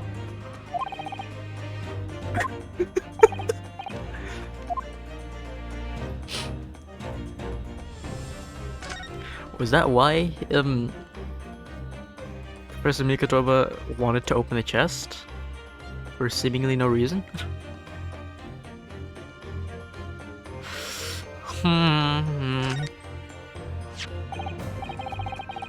So his autopsy report was actually penned by Professor Mikotoba then. That makes no sense. It's not possible, surely. Possible, my dear fellow. Here, take a deep breath and think again. Think again. In some ways, that actually makes a great deal of sense. 10 years ago is when Father returned to Japan after an extended study tour in Britain. Prior to his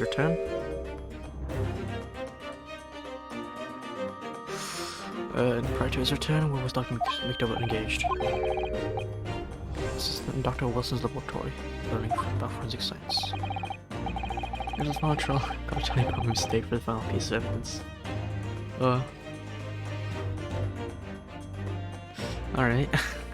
Assisting you would have aided with the dissection work, making detailed notes, which would be assembled into the full autopsy report. Okay, yeah. Alright. Once it was complete, the head coroner would check contents and put his signature on the document. Okay, I see. It was only writing of Dr. Wilson's, and the report would be his signature at the end.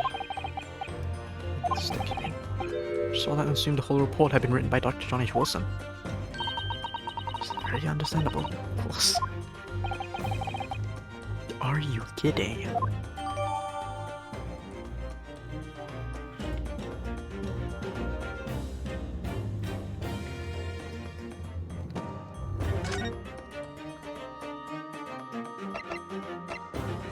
Oops.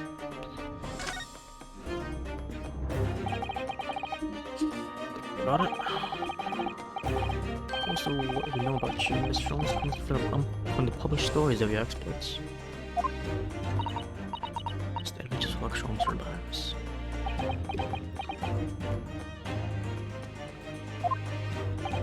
You really have no way of knowing what's fact and what's fiction. It's written for you, my dear fellow.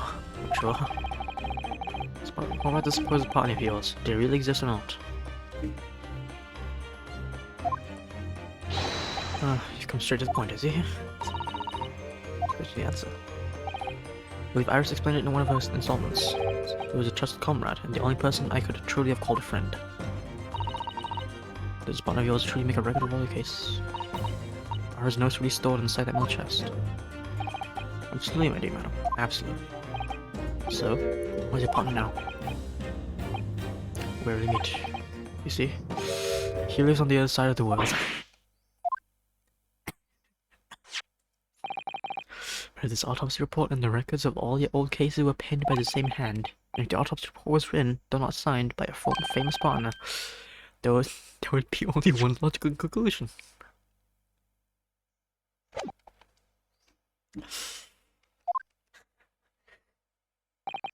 Pray, impress me, huh? Your partner would have to be Yuji Mikotoba. In other words, Mrs. Otto's father. And that's why there was this manuscript, wasn't there? That's why it was there. In his office. You're joking. Holy frick, okay, I see. Upon my word. Snowholder? Is that it? Coming along wonderfully. You're upon the method at last. Finally grasped the art of deduction. Wow. Oh, I'm to introduce you.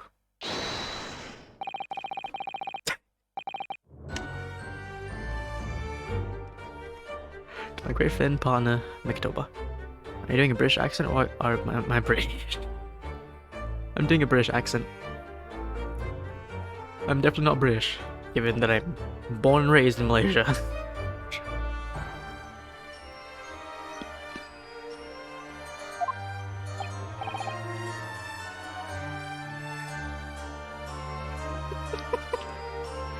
True.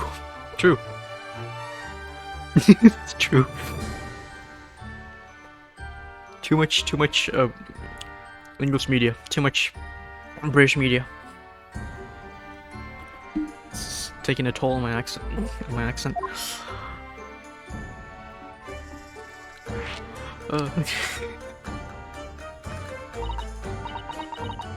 Talk with the British accent sometimes. Yeah.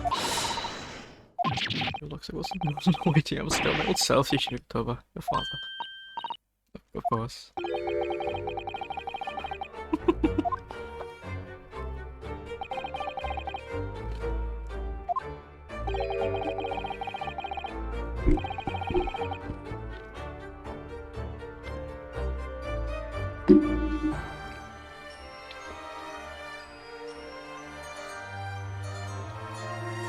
My old friend has attained for white celebrity as great mystery solver. That's the greatest mystery of all. That's not the first time I met. Remind me, when was it again? October? 16 years ago, Sean's. Right, 16 years ago. Just arrived from Japan with Seisho intention. Was in search of lodgings close to the hospital, some comfortable rooms at a reasonable price. Rents are devil shy in that particular area. So I needed someone to share lodging and the expense. The classic. I was fortunate enough to be introduced to Sholmes, who found himself in a similar situation. I was a fellow back then. Mere shadow of the great detective you see before you. I was looking at the hospital's chemical laboratory at the time, and noticed my curiosities for a little gain. The situation of our cohabitation led us to pursuing a case together, you see. Hard to believe it was a mere 6 years, but a great many adventures. In the last year of Mictoba's stay in Britain, that most infamous of cases presented itself. Cases which even have become rather familiar yourselves. Persecutants. After the trial, Seishiro and I were summoned back home. Not surprising, given the circumstances. So there you have it. As you know, all the details recorded by my trusty chronicler remain in the middle chest. God, this is... Oh, this is cool, okay. What do you think? Mother. As your daughter, I'm very proud to learn that you are the great detective's great partner. But nevertheless, there's another mystery that I really must ask you to explain now. That is... You know very well that it is. It was all a matter of Iris's father.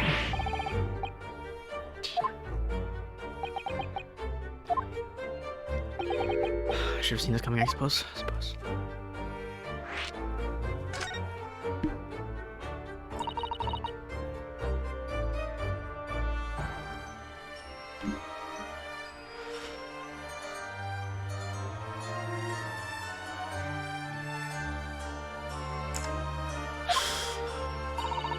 All the notes about the great detective's adventures that are in that middle chest were written by her father.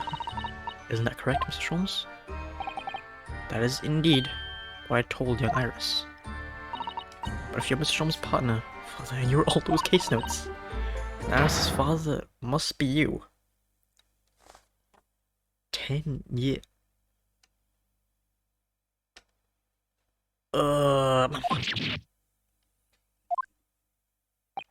That's whack. Oh my word, Mrs. Sato. You're coming along wonderfully as well. You do have it upon the method at last. I grasp the instruction. Are you sure? What? What? Which you always told me, father, is that my mother died when I was born 16 years ago. You left me in grandmother's care, well, once you embarked on a study towards Britain. And you've always accepted that. All this for Iris? Hold on a minute, it was very complicated. Okay.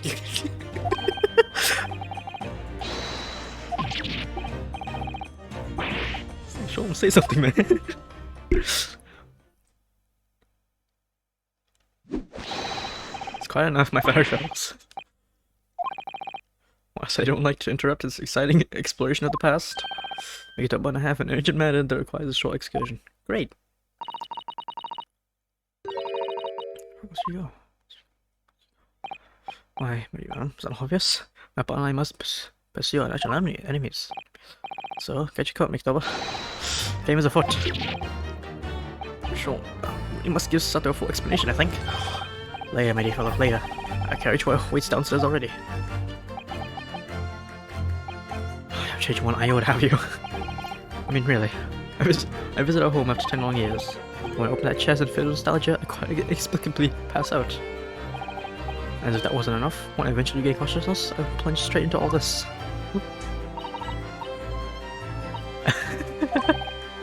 Alright then. That would have happened. You were acting in everyone's best interests. I trust you completely. It's a great detective and his great partner off on renewed adventures together. It's more than I could have hoped for in my wildest dreams. Speak again later. Right. Live your own work for the day. Wish you best of luck tomorrow.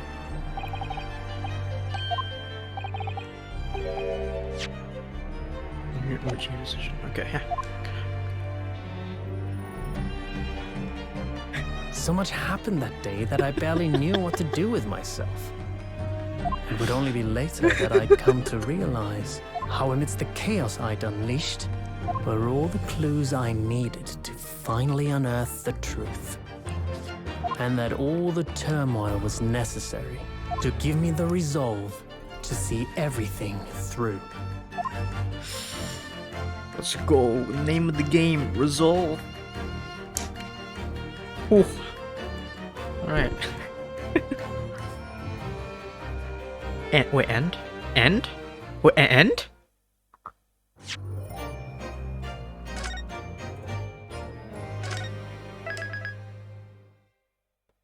Oh!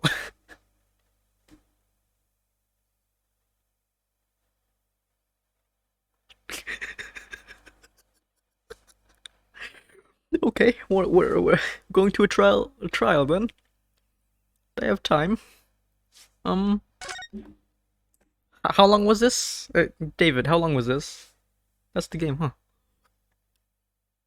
Is this just one trial? I'm assuming there's multiple parts, but...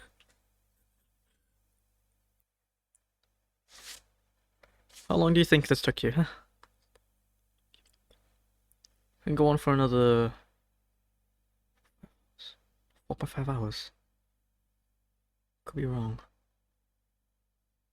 Could round it up to 5 then. Damn. More like 3, okay.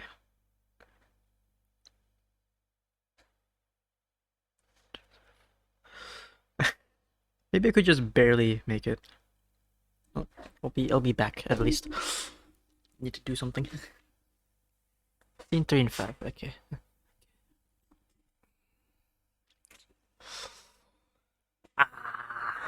You know what? No. No. I'm gonna leave this for tomorrow. I'm gonna leave this for tomorrow then. Ending off the... Oh my god.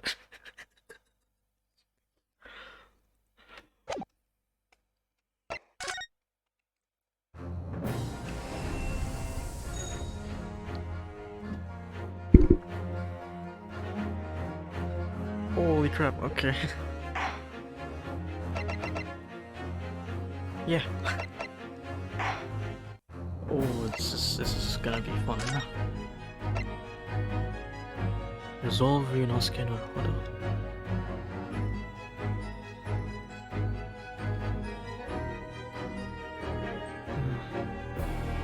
The more I think about it, the less confident I am in my estimate. Yeah. It's fine, it's fine. Yeah, I'm gonna hold off till tomorrow. No idea how long it took me. Thank you. Guess I'll end early then. Guess I can do my own things, do my own work. So I should probably like finish the Zack 1P and figure out how to make it look more like the guy peeing. Yeah, thanks for watching. I'll see you tomorrow. Absolutely.